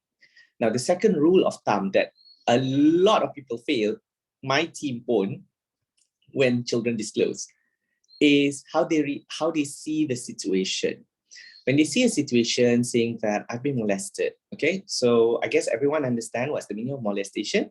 So molestation is not rape, right? So molestation is just probably touching and all that. There's no such thing that it's something, it's not so bad, or ringan, or tak teruk sangat, bukan rogol. So you create a degree of violence that happen, or the exploitation that happen, whether it's a light issue or is it a heavy issue, meaning that rape is very dark and it's very heavy, but if it's not pregnant, so it's not so bad. There's no such thing as that. You cannot compare, unless because it all depends on the victim and how the victim takes it. Okay, so don't compare. You just listen, and it matters to that child. It matters to the child. Okay, I want you in your head, when you talk about children, it's below 18. It's not just the 4-year-old, the 7-year-old, the 9, the 10. No, children is below 18 and they all represent, it's just that they have longer experience, they just have more vocabulary in their word usage and they can articulate better. But the feeling of vulnerability manifests differently, but it's the same to them, it's the first time, or it's the same to them that it's something that's traumatized them that they actually have to be addressed. So don't say, alah, awak ni, itu pun nak bising. Alah, kena cubit bontot pun nak marah. Don't. It matters to them. It still surprises me. Of course, we went to a lot of workshop kan. A lot of teachers saying that, oh, if I kena cubit my punggung kan, somebody just cubit aja lah my ass cheeks and things like that. I don't think it means anything. But it's not about you. It's about the person. You know, so if you put that mindset that the best interest of the child, then you actually see from the child's perspective. And you know, a lot of teachers, when I say, why is it so hard, you know, to think this way? And I agree with all the excuses given, which is we're too busy, we don't know whether he's serious or not. When we give her the time to talk and then she doesn't talk, you know, we're wasting our time. And then I've got so many other cases, you know, and now with COVID, someone also said, you know, is there a better way? Is there a better bitter pill that I can take so I can just deal with this? So it goes with the third thing that I want to tell you. Be ready, be prepared, be knowledgeable if you really want to help. And it's okay if you don't know how to help. Okay? Just because that you face it means that you have to do it. No, sometimes there's certain cases I cannot do. For instance, nowadays, actually in 2021, which is just last year, in maybe June onwards, I received a lot of cases for children as young as 10 years old and above who have this tendency to have sexuality issues such as LGBT, okay? A lot of people know that even though I am good with children who have sexual experiences, LGBT is something, it's not new, but it's something that it's actually still wrong, but we don't have any good mode of intervention system in this country yet. And if you go towards the West and Western readings, a lot of readings would say to embrace the child's individuality and all that, and which is so difficult with Malaysian culture. And it's not that I agree or disagree, but I always say that let's not be alarmed. Number one, stay calm, okay? Don't go berserk, especially to parents when you're 9-year-old, my youngest girl is 11. 11-year-old girl said, I think I'm a lesbian. And I really, really love her, you know, and parents go berserk, or a child the youngest I have was 10. A 10-year-old child saying that, I think I'm gay. I'm very proud of it. I think if I am, because I'm very empowered by it. Now I use English words right now, right? But both speaks Malay and they all talk in Malay. So you can imagine that this is not a bangsa bubble situation. It's not the privileged or the rich or issues with private school children. And that's the other thing, you know, we like to actually see the demographic and put them in a box. So actually that's lesson number 4, you know, don't label people. Okay, children are children and they don't discriminate. We adults are the ones who discriminate. So when things like that happen, as I said, stay calm and all that, be knowledgeable. But if you cannot help, then just think about it like, okay, hold on. I'm not really good at this because I don't want to give you the wrong advice. I'll get some help to actually help you. And if you ask me personally, I normally smile when a child says that they have these LGBT tendencies. I normally smile and say, can you explain to me? And whenever parents come to me and say, I have to put him in a camp, I have to actually, you know, whip her so she knows that this is wrong, she'll go to hell for it and all that. I normally call the parents and I say, I think the victim in this situation is you, the parents, okay? The child is expressed and to you, which is a good thing. As long as children talk to their parents and teachers, that means that the child trusts them and there's always way to help them. So that in that issue, I normally say that the issue is with the parents. So why? And this is a very good example, even though I use LGBT, which is very extreme in this country. But I normally tell parents saying that, do you actually understand what the child is saying? And that's why I question again can. So I keep on asking questions, right? And they get, yeah, because he likes this boy who's like 3 years older than him, or she likes this girl in her class, you know, they go together, heart shape, love letters and all that. So I said, okay, can you actually, I know that what you're thinking about LGBT is really wrong, values and everything, it doesn't go with your morale, it doesn't go with your culture in your house, you know, so I understand. But I also wanted us to understand what the child means. So if it's below primary school age, normally their definition is so different. It means that they like their friend, or in that case of the boy just now, he thinks that the elder person, the elder boy, is inspiring in the sense of he likes to help, and he always he always give him tips. He always thinks that things are going to be okay, you know, because he's older by 2 years, right? So he have that respect and sense of loyalty, and he is inspired to be like that person. And yes, he would say the word love. She would say the word love towards the same gender, but at the end of it, it's all about respect, about model, or about role model and things like that. And when I ask the parents again in private, what are you afraid of? So they say that they're afraid of things like they're having sex together and all that, which is totally not the same as this. So as the child explained on that situation, the best way is to explain back to the parents and the child, meaning that what are the boundaries? So it seems, what are boundaries? What are the right and wrong? How do you respect? How much love can you give to a person? Whatever that you want to talk, but you have to explain to the child. As you explain to the child, then you have to ask questions and they have to answer that questions. It's not, do you understand? Yes. Okay, he understands. Don't say, okay, we're done, bye. No, that's not understanding. When you say understand, saying that, you ask back the child that, so what do you understand of what I just said? How much can you love this person? What do you think, what is love? You ask long, open-ended question and let the child answer. Now, in child who have sexual experiences or violence, okay, whatever the child explains, saying that, saya dirogol, I've been raped, you know. So as you know, rogol or rape in the law has a totally definite meaning. And it's not the same as molestation. They all have definite meanings, you know, so a police can only charge with definite meanings.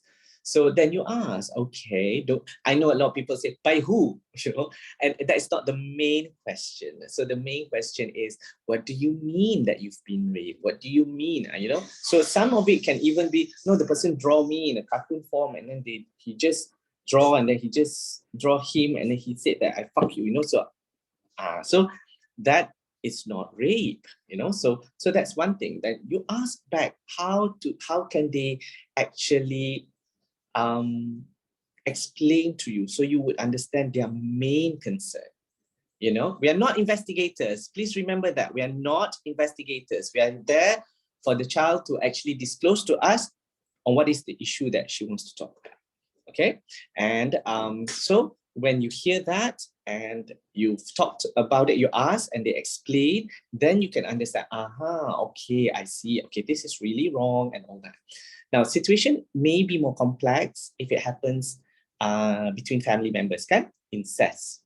So it can be very, very complex, and it's very hard for a teacher because the incident happened at home and it's not in school. And school have different policies. Some schools do not want to know anything that happens at home and only take care of things that happen in school or anything related to school activities if it's outside. So that's also another thing that you should look into your school, like what are their policies. Now, my best bet, it's always been like, if the child discloses things that happen at home, and you actually said that thank you so much for being brave enough. You know, it's not your fault and I'm here for you, okay? So apart from saying all that, the best is also to pass them the hotline number of welfare, which is 15999, or the WhatsApp number 01926159999 for them to hold. Means that whenever they are ready, and if it happens, they can actually disclose to these two numbers. And if you can do that to get them to disclose to these two numbers, you already win a lot of battle, because they will actually type down and they will call, they will say everything. And most children nowadays do. I've been advocating these numbers for many, many years. I explained to them how to write, how to talk, what to say and all that. And a lot of them, even though at first they say, it's okay lah, I think I just let him to molest me every night, it's okay, Abang Syed. I'm just going to let that happen to me every night.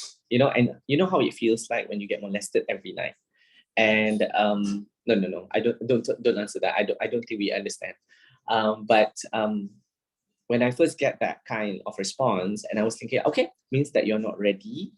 But I want to tell you that why not we look at two things. Number one, what can you do now? While you don't want to make a report, you don't want to call the help number, but you're telling me this, and I cannot just hear this, So basically, thank you for telling me. So can I ask you what are your plans to prevent this from happening tonight?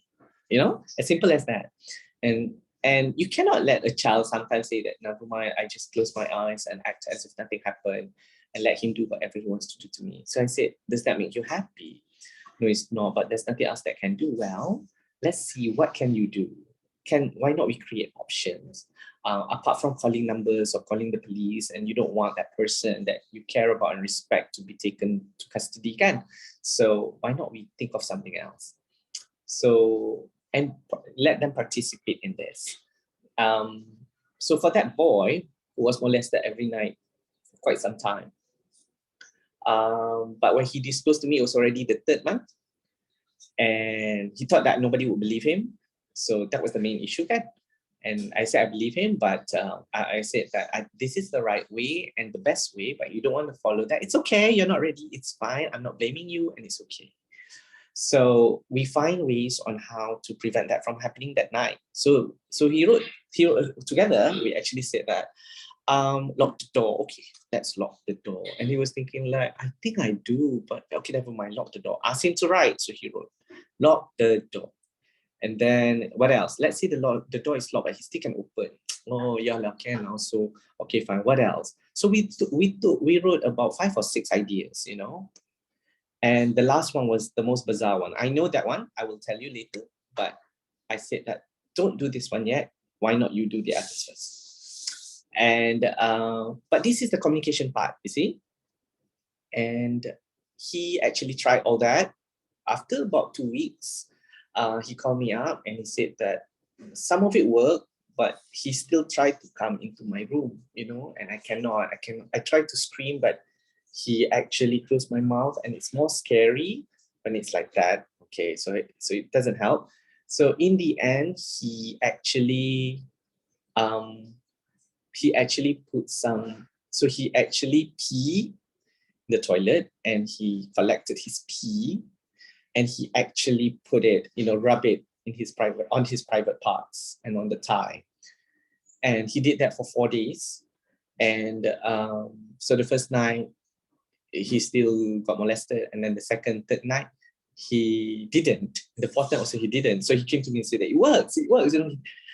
That man doesn't come over to me anymore. And actually, he said that next week, I have to bring you to the hospital because I think you have sexual transmitted disease because of the smell. And I said, very good. So, the doctor is also a very safe person. The doctor is going to ask you, so how do you feel? I'm going to tell about everything. And that's what happened.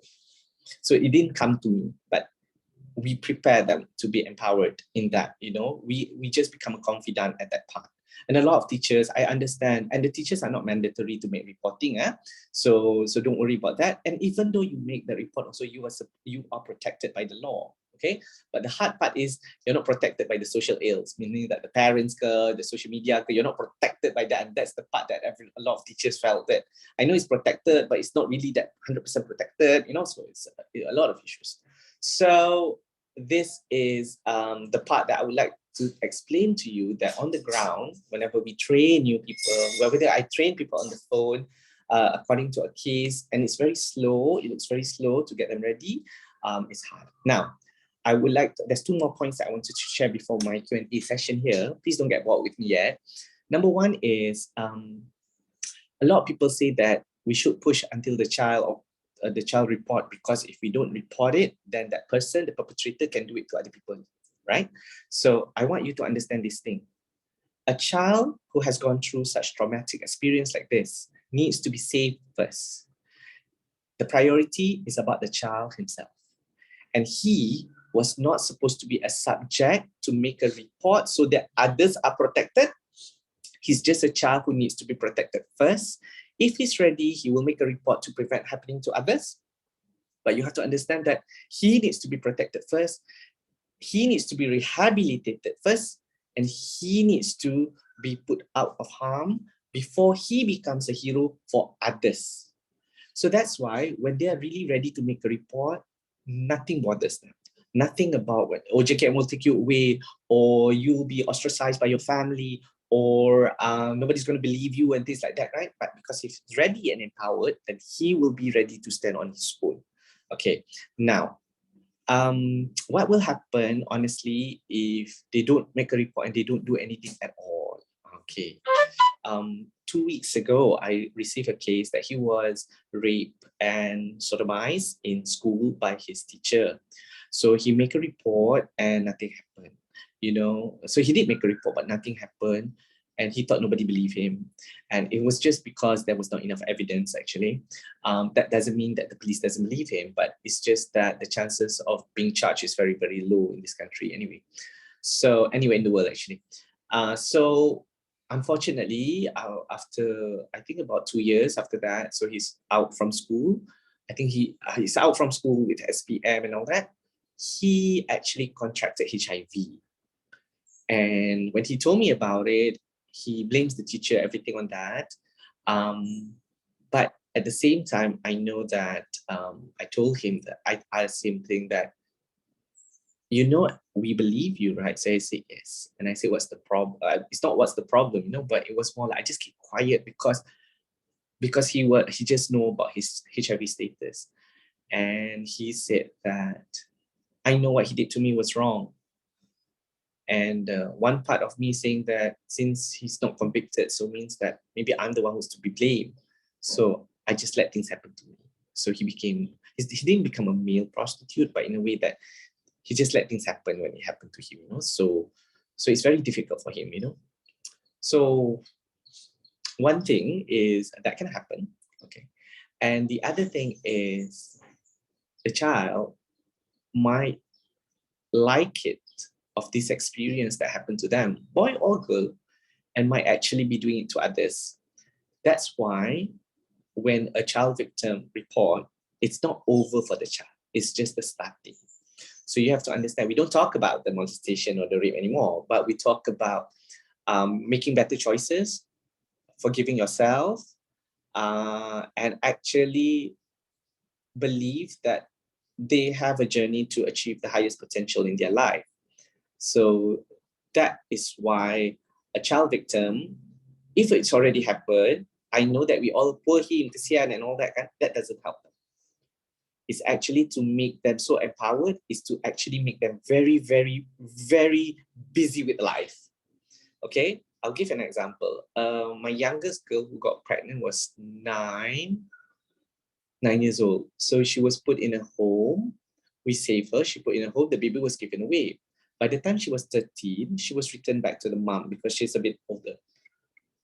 But every once in a while, she will call me and saying that, you know the thing that happened when I was younger, sometimes I want to look for it. You know, sometimes I feel that I like it and I want to look for it. Is it normal, Kaman said? Is it normal? And I said, and I have to admit, saying that, you know, you've tasted an experience that you don't understand, and there's a certain thing that sparks joy in you, but that joy is not at the right place, at the right age, you know.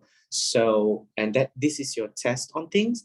So if you ask me, the answer is wrong. But whenever I say wrong, I'm not punishing you, you know. I'm not saying that it's wrong and you'll go to hell for it. No, I'm not saying that. All I'm saying is that path is not going to be good, you know. And it's so sad that you cannot forget your experience. You have to carry on your shoulder for the rest of your life. But I want to say thank you that you actually explained to me about this guilt feeling, but you enjoy it. And this is very hard. And it happens to nearly all child. That's why a child who got pregnant and then you save them, for the first 3 months, they will look really down. And most of the time because they're down because they're pregnant, you know. Or on the 4th month, when they accept the situation that they are becoming a young mother, but they already had that sexual experience, and nobody's there to rehabilitate them, to actually guide them back. And this is why rehabilitation is important. they will look for it. This is my biggest chunk of client. This is the part that I always fight for prevention more than anything else in the world, because rehabilitation takes years for them to actually understand. With that, I would like to end it, because it's very hard for me to actually see whether you understand or not. You can ask questions after this. I'm sure the moderator allows that. If you don't want to type it, you can just on your mic. And you can speak in Malay, even though I know it's a TESL course. You can speak in Malay as long as you get that. I would like you to understand that the knowledge that both of us, the speakers, actually shared here today, it's not as easy as it is. Oh, and every time I give a talk, I like to promote a book. So today, for your class, I'm promoting Conversations with a Pedophile in the interest of our children. This book is very, very dark. It actually talks, Dr. Amy actually spoke to pedophiles. Pedophiles are people who likes to use children for sexual gratification. We've put in a lot of pedophiles in jail, but I met a lot of other pedophiles outside. But hopefully, if you're interested, you can actually get this book called Conversations with a Pedophile. But you have to be really, really ready, because it's very dark. And if any of you, if any of you who actually watching this and actually encounter sexual violence, I want you to know that from me, Syed Azmi, it is not your fault. You still have a choice, and you still have a chance to achieve highest potential. With that, thank you very much. Thank you so much, our speaker, Mr. Syed Azmi AlHabshi, for such a beautiful sharing. Now let's move on to the Q&A session. I would like to invite any of the audience to unmute yourself and ask questions to Mr. Syed Azmi AlHabshi. Please welcome.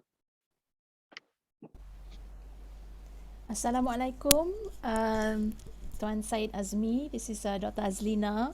Actually, I have a lot of questions, but I want to ask you because you mentioned something. You mentioned it in your initial talk about children who don't manifest characteristics that was mentioned by Dr. Nissa, such as depression. They actually talk about their sexual experiences. Yeah. So I was wondering, in this case, are they talking about, because we know that there are youngsters who actually have sexual experiences, and that is with perhaps somebody who is closer to their age, for example. But are there cases of children where they experience, rape or incest, for example, and yet they still openly, discuss about it, with classmates and so on?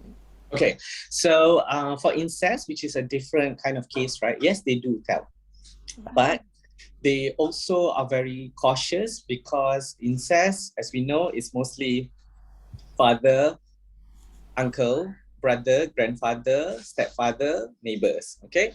And neighbors, this normally family related. Yes, they do actually talk about it, and normally when they share with their peers, they're very confused. Means that it's just confusing, because the grooming, which is not what we talked about today, but the grooming was more about love. It's not just about keeping a secret. I only love you. I only treat you this way. So that part sometimes create curiosity to the child, or the child have incest encounters in correlation with pornography exposure.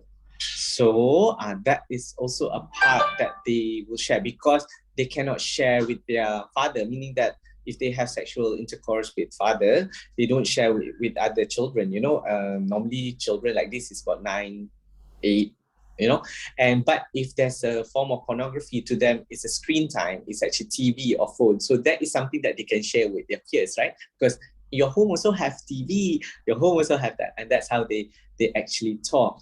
And this is the hard complex part, because they don't want to talk bad about their predators. Right. Okay, unless a lot of incest is because they talk. Actually, a lot of incest cases are successful because they talk to their friends and teachers. So a lot of these cases, it's win because people care. Yes. Yes. And then, we have this concept of, I think, particularly in, I think, Malay Muslim, community, which is this concept of buka aib, yeah. And I think sometimes that expression, the phrase buka aib can be misinterpret, yeah, because a lot of times that family uses that reason not to buka aib the family, not to expose issues of incest within the family. But at the same time, you can't let things like this, to get away with. So my question is for you is like, how do you kind of like, I suppose, preserve their privacy, but at the same time, how do you balance that wanting to kind of preserve their privacy, but at the same time still tackle with issues of sexual violence? Okay. So buka aib ni, so basically if it happens in family, so buka aib ni is normally a family thing, okay. Then the victims have expanded. The victim is now the child, the partner, the spouse partner, the siblings, and the family at large. So you see, the victim is not just the child. The victim is that. So to preserve the modesty of the family, so basically what you do is you actually have to go one by one. The mother, the siblings, the family at large, is normally their uncle or grandfather, has to be, you have to actually talk to them as well. See, when I say that, habis, the teacher akan lepas tangan. Yes. Teacher don't want to do anything because there's too much work. And it's very difficult, and this is the part. So that's why normally for this kind of case, when you do it that way, then it's okay. Then they will understand one after another. Normally a mother is a 50-50. The family pula is the family of the perpetrator and the family of the mother. So that's the other thing. And then you also have to know what is the dynamic of that family. Is that stepfather? Is that on the verge of a divorce? Or is there any promiscuity that's happened among the family? Kan? So susah.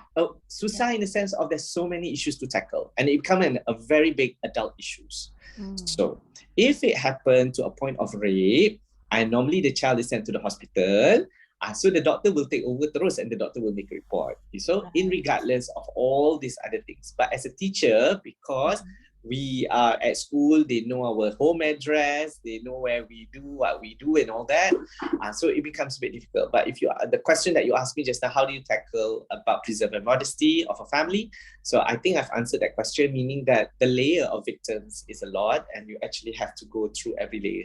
And this is why pedophiles or incest that happens in family wins all the time, because they sugar up everyone around them so that the blame is just to the child. Yes. So the advice is actually for teachers, especially when dealing with something, I suppose, beyond our capability to handle, is to actually get the child to seek the help. But it's not easy, right? Because you cannot go and bring the child to the hospital unless the child suddenly pingsan and then the child sakit perut, cannot, and then you can go. So I know a lot of other schools, the teacher actually create that story saying that, dia sakit perut, that's why saya bawa, lupa nak cakap kat puan. And then dia dah sampai dah hospital. So they do that. These are advocate teachers who is really berani mati lah. So they do that and they share it with me and how to protect and all that. So we do a lot of creative ways. That's why I said, I treated a boy, put feces and pee on his penis and all that to smell like an STD case. We go beyond, people on the ground do beyond measures to ensure protection. The best is still, and the easiest is still 15999 01926 15999 to the child. You can borrow your phone and things like that, give to the child and ask the child to say everything without you saying a word. Pun boleh juga, you cannot say, because if you're ready, you have to hear until the end. So I had a case years ago. that incest happened in the house, and the house is in the quarters. And it's very difficult to go into the quarters because it's a uniform quarters. So we had to kind of like colek budak at the same time. So and we had to wait for the guards to change time lah, apa lah. It was a lot of drama. And then after we save the girl, we call the mother. The mother comes out from the court, and the mother defends the husband. And then the mother defends the husband. Is this safe? Is this a safe space? Is this talk a safe space? Well, we are recording. Oh, you guys are recording, so it's not safe. Yes, so but yeah, no. So I cannot say. So basically, we had to counting with the mother. Yes. So counting means a lot of things. It can be money. It can be physical. It can be anything. And then the child get the green light from the mom to report. I see. So as teachers, I'm not here to scare you, but as teachers, I normally say I understand the limitation. I really, really understand the limitation. I've checked the latest perkeliling and all that phone. They try their best to. There's two things that teacher have to know. You have to protect yourself, and you have to protect the child. So protection of yourself too, for me, is also utmost important. So if people know how much danger a teacher can be when reporting, so I said, then you're scared, then why not we do protection? Why not the teacher is empowered to protect their classmate before things happen at home? Because if that happened, then nothing to report. So that is a lot of advocates on the ground who works with school talks about this, and a lot of teachers prefer this because it's neutral, so and it's safe.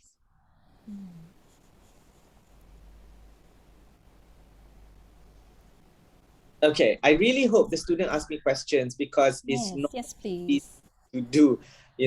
Challenge yourself to ask questions, because if you don't know how to ask questions, my fellow UKM, it's harder to actually be prepared. Even though you think your question is stupid, there's no such thing as a stupid question. I'm telling you, a child can even come, or a father. I got a father 2 years ago, who asked me, I love pornography and I want to watch it at home, even though my children is around. How can I watch pornography at home? And it's not a stupid question, so we actually tell him how to. But we also tell him what is the negative of things, but we have to answer his question. Do you get what I mean? This is why, as advocate, there's no such thing as stupid question, and you work hard to actually make them understand better options are there out there, but you have to get them with you. Hi, Assalamualaikum. Hello, my name is Nurahana. I am a TESL student. May I know if there is a good law on sexual assault in Malaysia that we could use, maybe as a witnesses or as a victim of sexual assault? Yeah. Can I hear the question again? Sorry. Okay. Sorry. May I know if we have a good law of sexual assault on Malaysia that maybe we could use as a victim or maybe as a witness of sexual assault? Like, can you share a good law? Oh my. There's a lot of law for that, actually. I actually photostat all the laws and put it in a book, and I conteng the law book macam mathematics. There's a lot of law, actually. On sexual offences against children was created in 2017, and then the Child Act was created in 2001, revised in 2016, and jangan lupa Akta Pendidikan, okay, labor law for children. There's also Domestic Violence Act, so there's so many acts, Hannah. And the good thing about this act, the law is actually based on our interpretation. How we interpret the law, then we can use. Okay, so to me, one of the law that is relevant to you in sexual offences, there is, I think, there is section 116 code that talks about protection for informers. If you inform the authorities, you are protected by the law. That's there.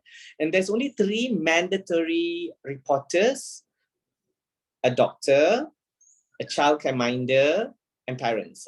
These are mandatory. Maknanya kalau they don't report, even though they know, they will be, there's a fine for that. I think it's 5,000 ringgit. Teachers tak ada. Teachers tak ada. Okay, so that's the law. I think it will help you. Now, even though it sounded macam law like very dry kan, how it can relate to you is if we learn law, there's this thing called child rights. Child right, hak kanak-kanak. Okay, so as teachers, I think it's beautiful if you pergi jalan-jalan pergi Suhakam in Maju Junction and go to their floor and minta hak kanak-kanak, a booklet on child rights, and they actually have it in English and Malay. Hold on, there's one book that I can show you.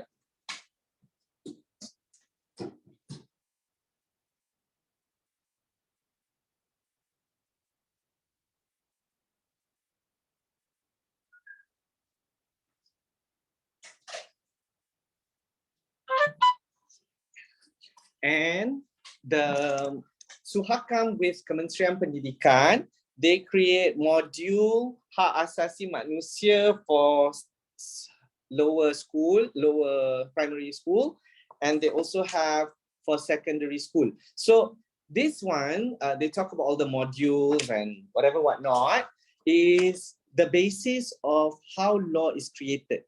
You know, so if we understand the child, you understand psychology and brain development of a child, then you know how to use that knowledge in advocating, empowering, empowering the child to stand on their own and to make better choices. I don't teach in school, but I read this when I got it and I love it and I use it to manipulate children, so they tell me everything what I want to know lah. So see, manipulation too. But is to gain trust. That is the thing.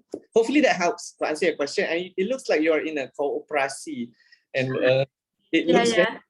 I have a PhD today. Okay, thank you, Hannah.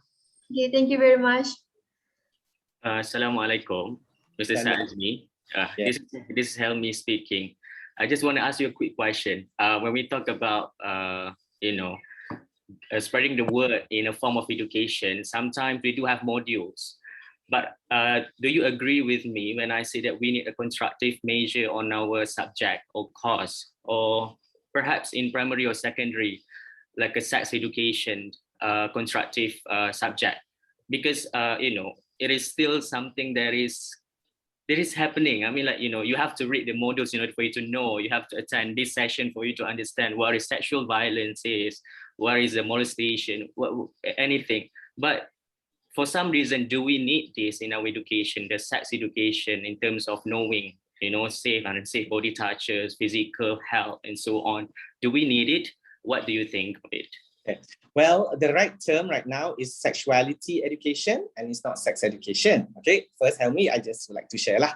And if you ask me, I'm a person who I cannot wait, meaning that you're waiting for the right module and all that, but it's already happening out there, whether it's still relevant and all that kind of people are discussing it. All knowledge, I think, are great knowledge, but we fail to actually see the essence of why that knowledge is produced. So when I read a book, I read about the front page, the history of why the person write this book, and all this module have all this data, of why all these are created, right? That is the most important part. Now, parents will always say, "Alamak, Tuan Syed, don't tell me anything, don't tell me, because if I don't know, it will never happen to my child." Okay, so we have that kind of group also, guys. If you tell me that it might happen to me, so I don't want to know. If I don't know, then nothing will happen. So if you ask me, actually, as I said, if you're not ready to accept knowledge on sexuality education, then it's going to be difficult, kan? Tetapi if people ask me what is sexuality education, Syed, what is, how can I learn without feeling very disgusted, and without putting myself on my toes all the time, because why am I making it a big deal, when it's not happening in my surroundings? Now, sexuality education, if we go by history, is all about respect, actually. So the history of sexuality education is about respect and to understand every knowledge towards that respect. Now, Helmi gave me an example just now of safe touch, bad touch. And a lot of people will, the one who's really gung-ho about it will say, at what age should we teach? And my answer is 3 years old. If you ask me about that, then I will answer 3 years old. And I said, but I'm not really good at teaching this. And I think that they should know already, it's very common sense. They learn at school. And then why are we talking about this? So, and I will give them 2 examples. Number one is because family values are different among families. We can have Rumah Melayu A, Rumah Melayu B. Rumah Melayu B, A say you can salam anyone you see. Rumah Melayu B say you cannot salam except for family members. So there's different values. So that's why sexuality education is about respect and understanding. So if you think that it's a big deal on safe touch, bad touch, then you have to teach in your own method. So you see the module is very fluid. But the module is there. And it's all about talking about touches, kan? Now, safety body parts. I want to give you this example this one example that happened last year. A boy was 12 and the girl is 6. And the mother teach sexuality education at home. Any books on this, she follow and she teach everything by the book. So, and these are all buku mak saleh lah, which is standard lah. And one day she found that the daughter, the younger one, was giving a blowjob towards the elder boy. I mean, the elder brother, kan? 12, 6. And she was surprised and nobody was traumatized. The girl wasn't traumatized. The boy wasn't traumatized, of course. And of course, they will drag them and come and see me and say, I don't know how to talk to my child. I teach them everything. I don't know why is this happening. I'm failed as a mother. And then she was already being victim herself. I'm a stupid mother. I'm such a blah, blah, blah. Maybe it's my lifestyle. Maybe because of this that I did zina, blah, blah, blah. And I said, oh my God, who's the victim here? So first we deal with the mother. Kan? Okay, deal with the mother, settle. Now the 2 child. So when I asked, the boy was keep quiet. First, so I think he knows he did something wrong because he's quiet. So he went away. And then the girl, so I said, why, what did you do? And who is Abang A? And she said that he's my brother, he loved me. And do you think your mother is upset? My mother is very upset, but I don't understand because my brother loved me. And my mother said that, you don't let strangers to do this. He's not a stranger, number one. So he's not a stranger. So I said, okay, yeah, he's not a stranger, he loves you.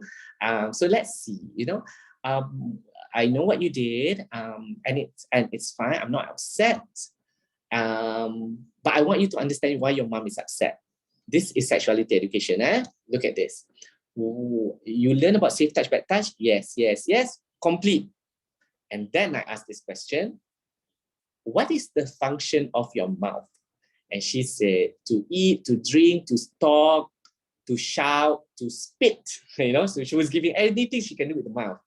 And this part, the mother was a bit confused, like, was already looking at me one kind. Okay, what is the role of a penis? To pee.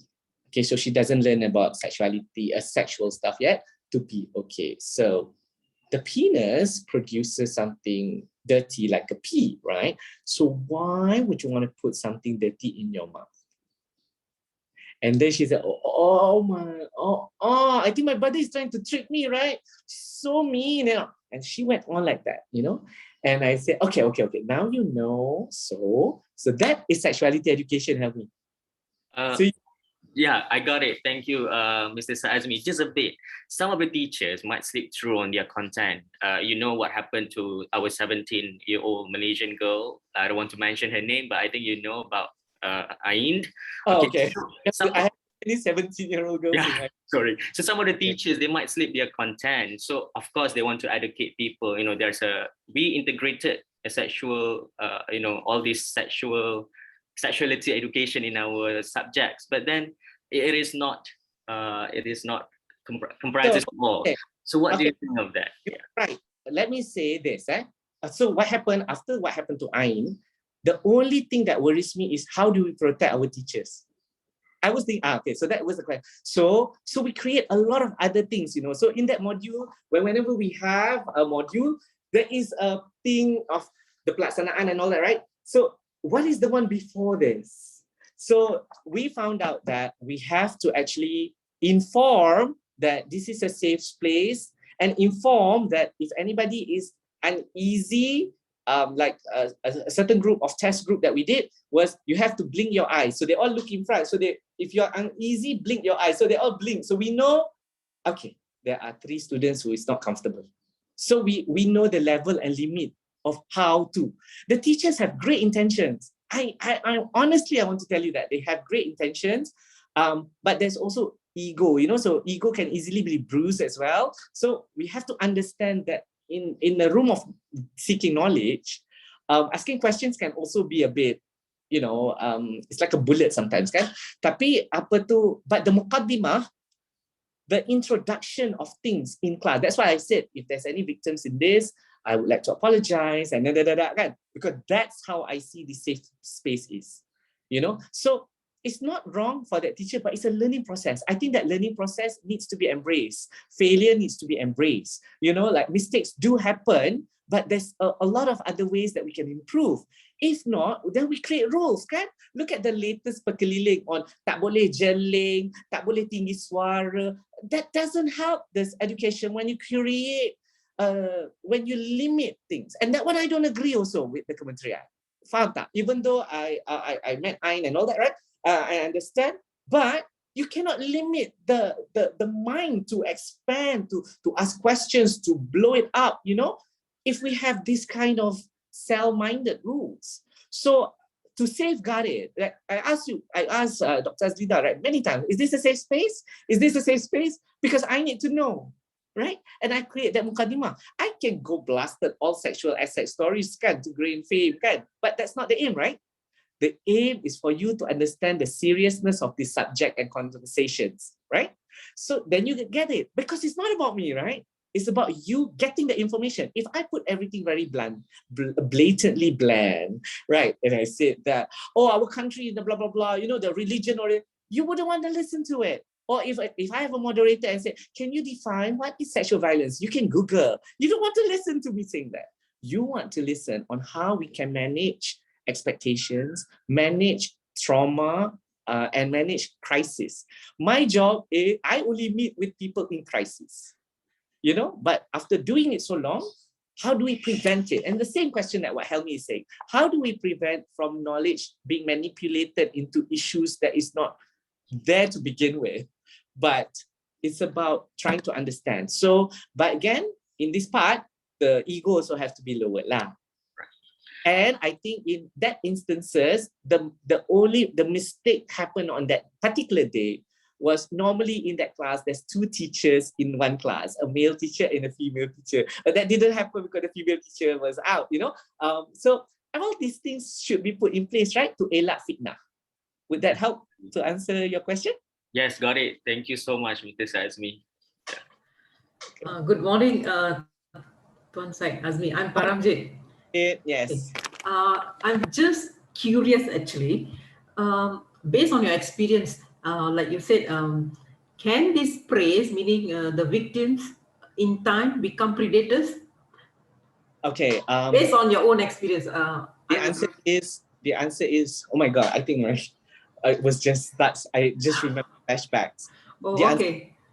The answer is yes. We see many boys, and it's very sad because we talk about school, but as you know, pre-COVID, there's a lot of dropout, and the dropout actually because they are not put in a place, because they're not busy, because they're already out of school. So we've seen them becoming predators. We've seen victims become predators as well. I give you one real example. Last year, I know this one girl that I saved when she was 9, molested by the father when she was 9. At 11, there was a police report that somebody raped her, and the boy came to the court, and then, you've been raped by this girl, her name is da da da da da da. And I said, this girl live here? No, move already, but okay. So I know the girl at 11. And the boy, because it was a statutory rape, right? Because the girl is below 16, so the boy goes to jail for 2 months. And then, when the girl was 13, another boy also goes inside. So, because she's 13. So I said, we need to see the girl, And when I see the girl, and I said, but I'm a victim, I'm below 15, I'm a victim. But now, I always say that, but it's in your bed, in your house. So did you lure this boy to come into your house? And the boy is a nice boy, and he doesn't give you what you want. And then suddenly you say, so you seduce him and blood. And that's also a predator, even though she's a victim, right? So there's 2 in 1 there. And this is the biggest chunk of girls we put them as victims, and then they were let out. They were not rehabilitated. They know that sex is a power that they can use, and they're not rehabilitated. So now, are they predators? You will see that they're also predators at the same time, but because of the law, they are protected predators. But if you rehabilitate them, they would have made better choices. It's a very vicious cycle. It's like never ending. Correct. So for boys, boys victims also, because boys shouldn't cry. So if boy cannot cry, so they also become predators, but they become smarter predators because the rule is don't get caught. So boys who's been molested, like sodomized, so then they start sodomizing other boys, but they will do it smarter because don't get caught. So you see, still don't save. So my point is, a victim is still a victim, and we respect the rights of a victim, but the victim also has rights to rehabilitation. The word seeking justice is not enough by putting the wrong person in jail.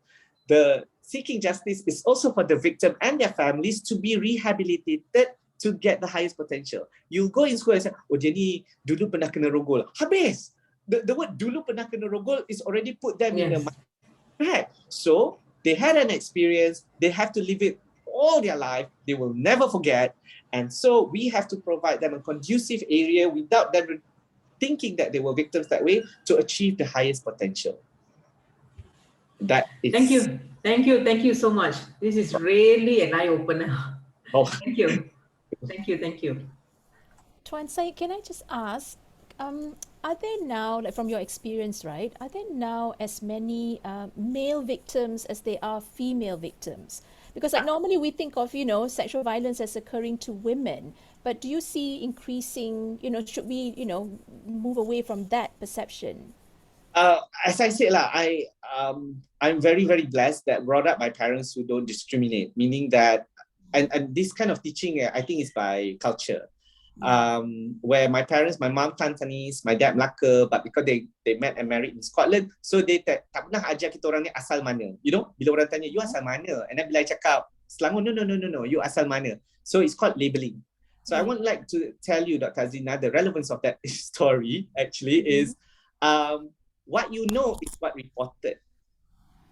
But that doesn't mean that the one that unreported is not reported. The work of advocates like me and a lot of my friends have created an increase in people reporting. That doesn't mean an increase or decrease of the case. It's just an increase of reporting. So, and if we would like to say, is it male or more female? We have those data that we see a lot of. Can I ask you, Dr. Azlina, one trick question? I know you're the big boss here, but I'm going to ask you one trick question. Who do you think is the biggest abuser in Malaysia? I would say a family member. Who in family member is the biggest abuser in Malaysia? Probably father. The answer is mother. What? Okay. The answer is mother. Oh my God. So, thank you, Noraini. So, mother is the highest predator, abuser in Malaysia. Mother. Okay. So you see, you cannot label. Now, when I say that, now you cannot say, is it boys, is it girls, more victim? Because it doesn't matter now when you know that mother are the highest abuser in the country. Nampak? So, put aside all this kind of mindset that boys like tinggi daripada girl, because the module is the same. It's not gender based, kan? Tapi the story and all that, kan, and the culture of how we bring up boys and girls in class determine this. Yes. Okay. So I guess Noraini dah cakap. Okay. Okay. So that, I hope it helps. What I've shared. Do follow me if you like on Facebook. My name is Syed Azmi. I write on child abuse and family abuse every day. I do live session on Facebook on live cases with live victims nearly every day. So you can actually learn from that. Other than that, my home is also like a library of books on child protection. And the good thing is I only love talking on Malaysia issues only. Meaning that if you say in Canada, in the UK, in Singapore, I will just but our Malaysiana has different mindset. and we are creating more data on Malaysia base.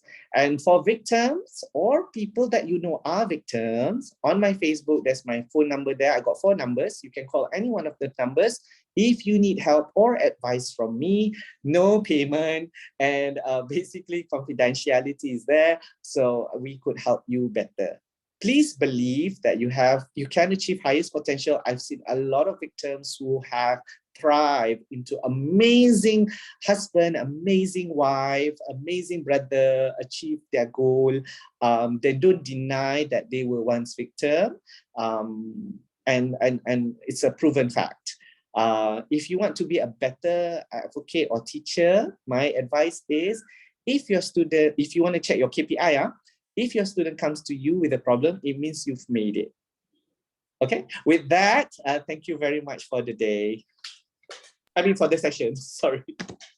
Thank you so much, Mr. Syed Azmi, for such a wonderful and eye-opening session. Ladies and gentlemen, in conjunction with our talk today, the students of Teaching of Literature, Reading the Word and the World have produced 5 short films on sexual violence.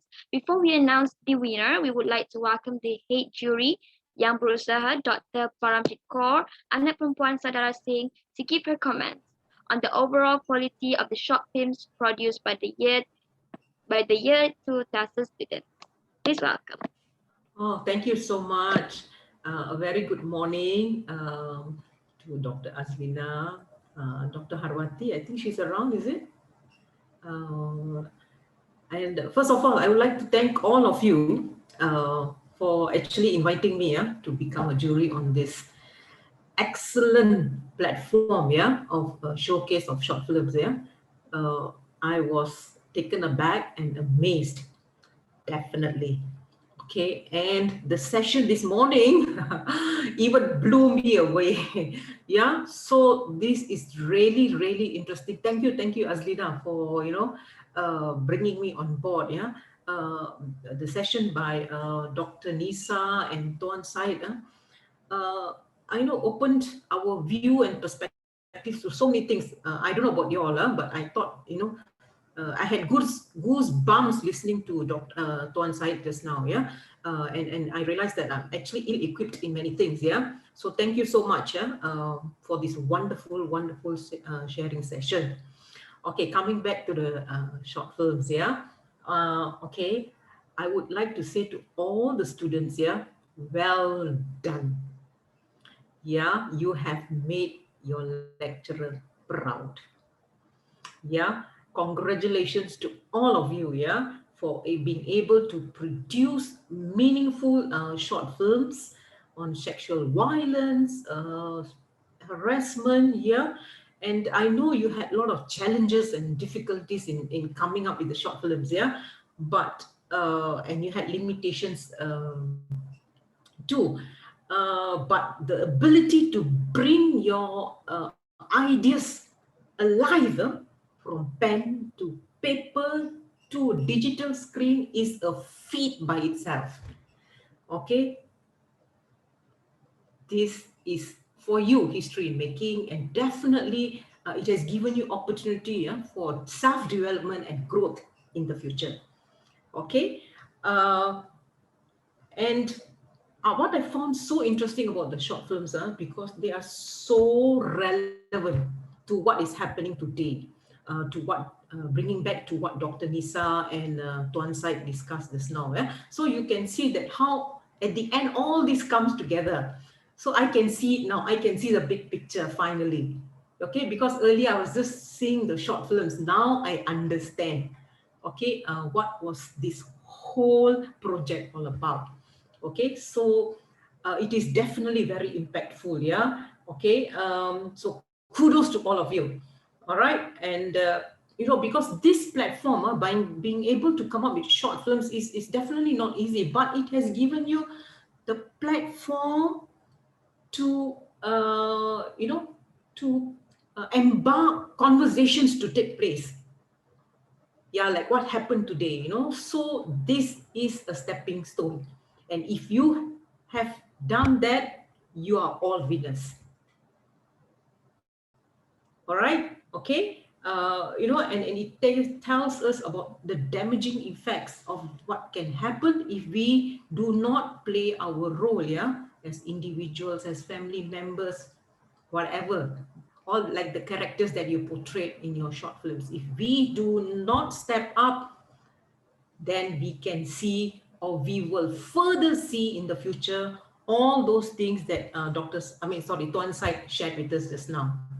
So, so you have to be, based on your short films, you have said a lot of things, you shared a lot of things, but that's not enough. You have to be that agent of change, and it starts from you.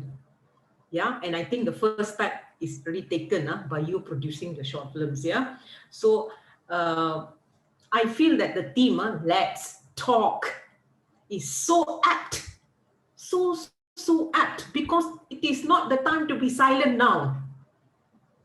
Yeah, so we need to speak up and bring this forth. And I know many of us, being Asians, we like to hold back this kind of issues, because we are not comfortable discussing about it. But you all have done it. Okay, so fantastic. I'm sure Dr. Azlina is proud of all of you, and so am I. So thank you very much. I enjoyed watching all the short films.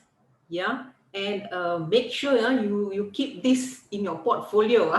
And in time to come, you can, maybe you can make it better. I don't know, because based on after listening to all whatever sharing session that we have, it actually expands your knowledge. Yeah, what else could I have done in the short film?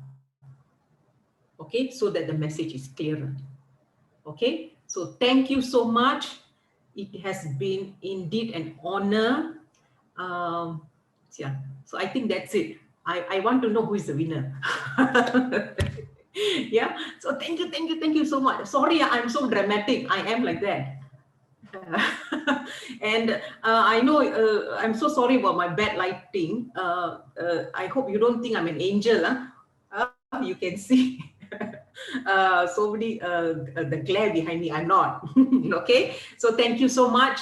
I do hope we get to meet maybe again soon. I don't know if there is an opportunity. Yeah, all right, so thank you again. Thank you so much. All the best. Congrats to all of you. Yeah. Thank you, Dr. Paramjit Kaur, for your supportive and constructive comments. Now, it is my honor to present the winner for the categories for the short film competition. For your information, the Best Actor and Actress Award are chosen by the votes of majority of TESL Year 2 students of Teaching of Literature, Reading the Word and the World. Let's watch the winner of the Best Actor Award.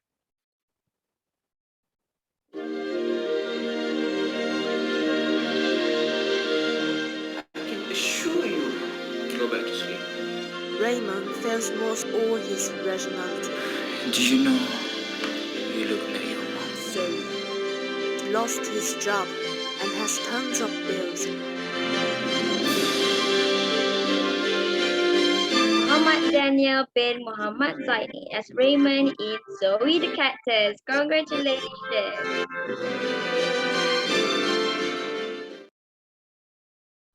Now we have watched the Best Actor Award. Can you guess who's the Best Actress goes to? Okay, now it's time to reveal and watch the winner of the Best Actress Award. No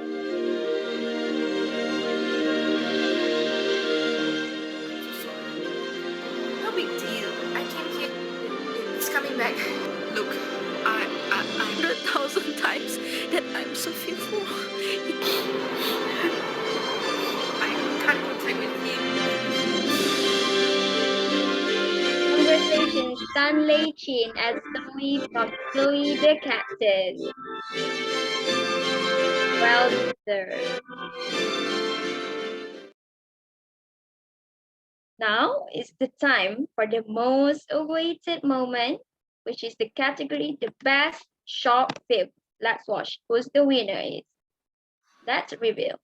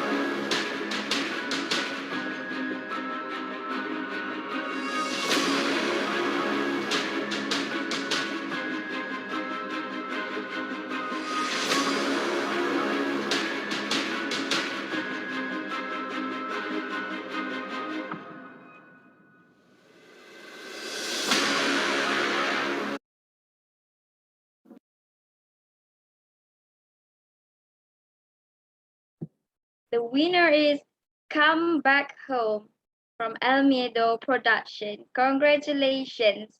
Kami Hakim Zulkarnain, Samantha, anak participant, Nur Afifa binti Muhammad Yusuf, Suhuwaishan, Nur Faradiba binti Zakaria, and Siti Nur Fatiha binti Jerry. Congratulations.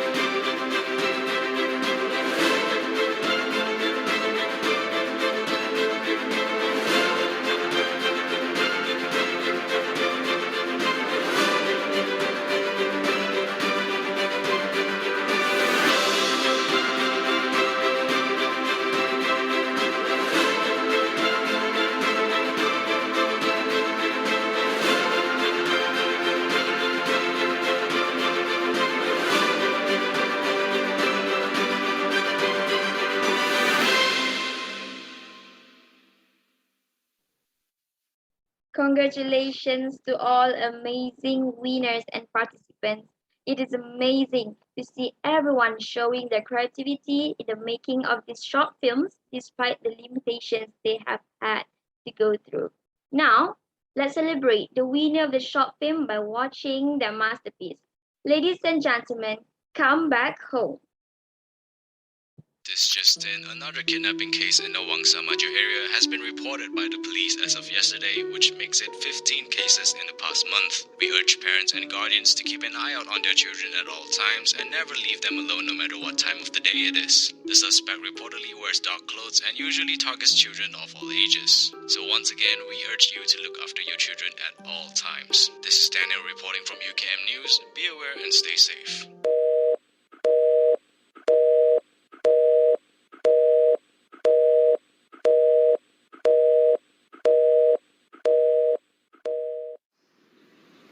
Nana, why aren't you eating your food?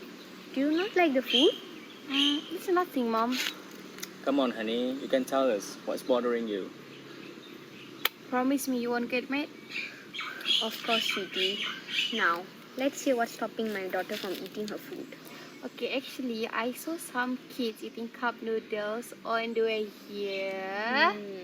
And I know we have a lot of foods here, but I don't want it, Mom. Oh, Nana, why you didn't mention it earlier? You could buy it if you still want it. Can you, Mom? You're too soft on her. You know, come on.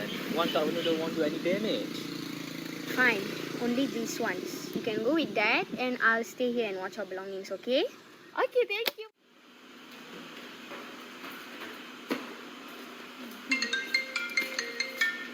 It's the work people again. I must take this call. Can you go by yourself, honey? Sure, this one is just over there. Alright, you're a big girl, aren't you? Alright, great. Here's the money. I'm gonna take this call over here. You don't have to wait for me. After buying it, just go back to Mom, okay? Okay, bye. Alright. Thank you.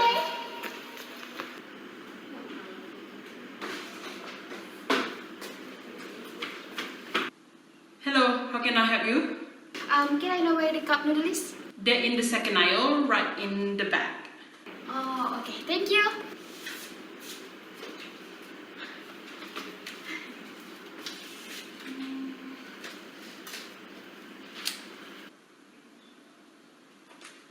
Is this all? That will be 2 ringgit. Do you want a plastic bag? No need. Thank you. Okay. Here you go. Have a nice day. Thank you.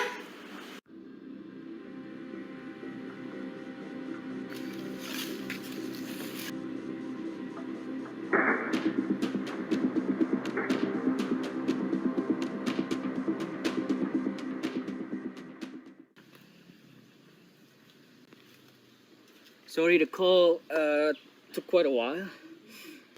What call? What call? Nana didn't tell you.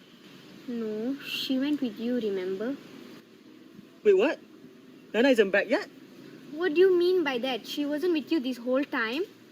I was taking a call, and I said to her, after she done with the buying, she needs to come back here. No. We need to find our daughter, eh? Oh God. Excuse me, miss. Please help me. Have you seen this girl? She's about this height. No, sorry. No? Oh my God. Miss, do you see this little girl around here? No, sorry. Ah, thanks. May I help you, sir? Yes. Have you seen this girl today? Oh, yes, I have. She came here earlier to buy cup noodle. Is there anything wrong? She's my daughter and she hasn't been back yet. I cannot find her. I'm sorry to hear that, sir, but that is the last time I saw her too. She went away as soon as she paid for her thing. Alright. Thanks. Ray, come here. Did you find our daughter? No, but look. What do you think happened to Nana, Ray? Help! Please! You must help us! Ma'am, have a seat and explain everything that happened. What do you mean by help us? Our daughter, sir. She went missing this evening. We went out to buy a cup of noodle, and I was answering my call, and when I look back, I don't see her anymore. I lost her. Alright, first of all, we need to send out an NUR alert ASAP to notify the public. We need all of the information that you can give about her.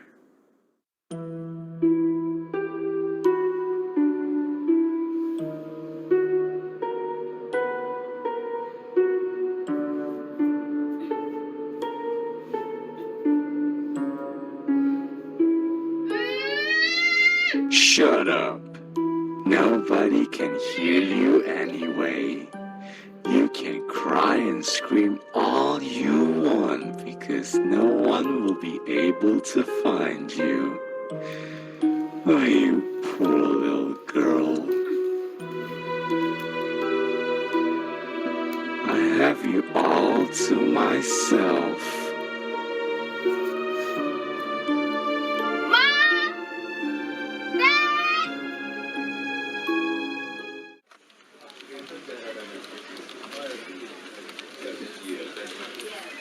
Have you ever seen something like this happen, sir? A broad daylight abduction with zero eyewitness and trace?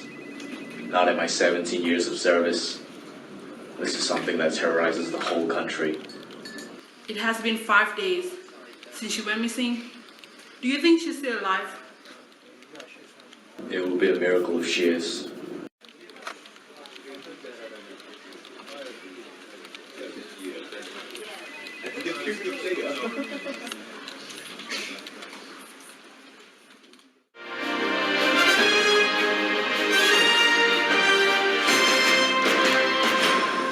The Metropolitan Police Department urged parents to pay extra attention to their children's security following the disappearance of a little girl last August. Nana Hudson, who was 13 years old, was walking back to her family from a convenience store, and that was the last time she was seen. She was reported missing on the same day. Though it has been 2 weeks since the incident, she is still not found.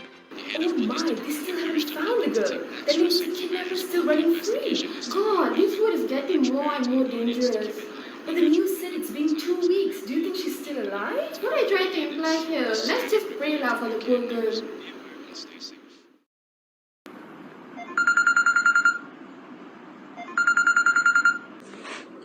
Detective James speaking. What? Okay, I get it. Alright, thank you. We have a new witness claiming that they saw Nana. This is a CCTV recording submitted by the witness.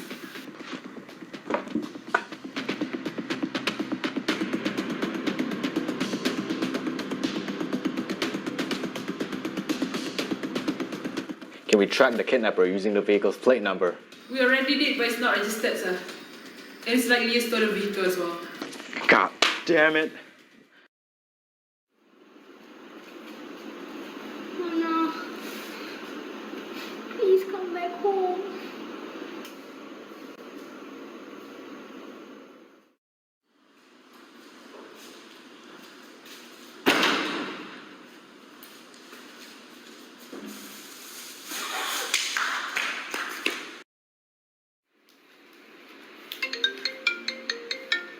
No, it's okay, Leah. I'll take the phone. Hello? Yeah, it's Cindy Hudson. To whom am I speaking?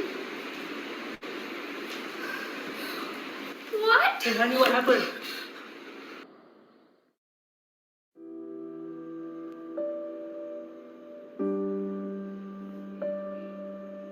No, officer, that cannot be our daughter. That's not Nana. No. No. No, my baby is alive. That's not Nana. Look, I know it might be hard to accept this, but Are you giving up on us, officer? sir, we did the investigation and it led us to this.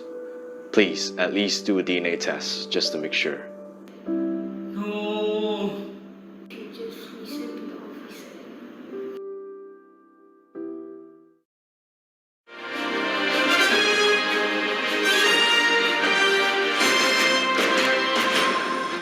In a horrific incident, police are investigating after a body was found near a shopping district in Bangi. A civilian called 999 after they spotted a body in front of a store. Police says that the body was wrapped in a comforter, then stuffed in a bag with duct tape around it. Though the body was in an unrecognizable state when first found, a DNA test confirmed that it was indeed the body of the missing girl, Nana Hudson. According to a autopsy report, it was determined that the girl was tortured, raped, and sexually abused before being killed brutally by her kidnapper.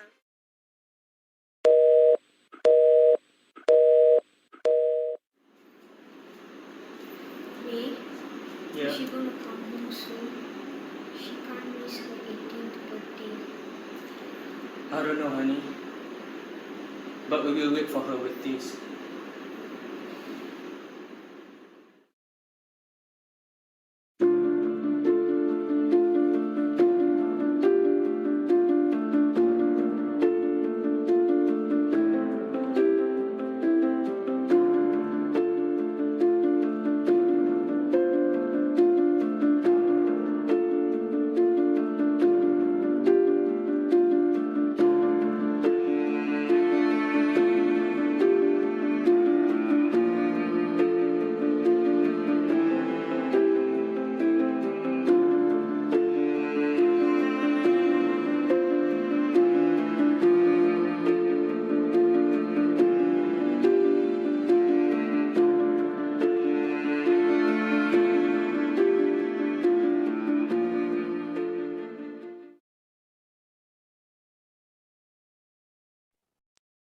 Congratulations again to El Miedo Production for winning the Best Short Film Award, Come Back Home. Now let's pause for a moment and recite Al-Fatihah for Allah, our precious gem, Allah ya Manurin Jazid bin Tadamin. Al-Fatihah.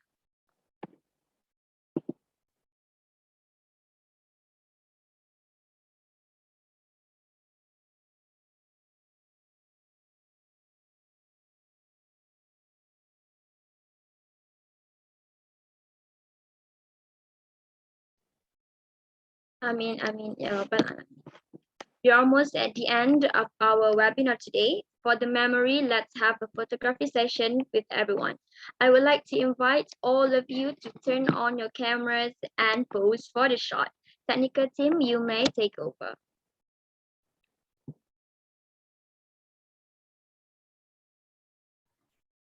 So everyone can turn on your camera for our photo session.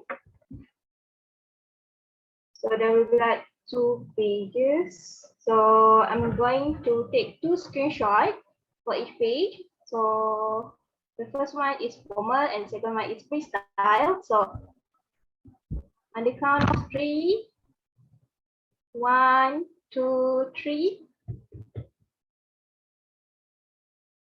So freestyle on the count of 3, 1, 2, 3. Okay, next page. All right. Again, on the count of 3, the formal one. 1, 2, 3. Okay, freestyle. 1, 2, 3. Smile. All right, that's all, and thank you, everyone. On to you, Nuraini. Thank you so much for the photography session. Ladies and gentlemen, before you leave today's webinar, you may scan the QR code displayed and give your feedback on today's webinar. Attendance links is also given in the chat box, so you may click the link and fill in the attendance form. Thank you so much everyone for attending today's webinar on awareness on sexual violence in school. I'm Rani Fitri binti Sayuti. Assalamualaikum warahmatullahi wabarakatuh and goodbye.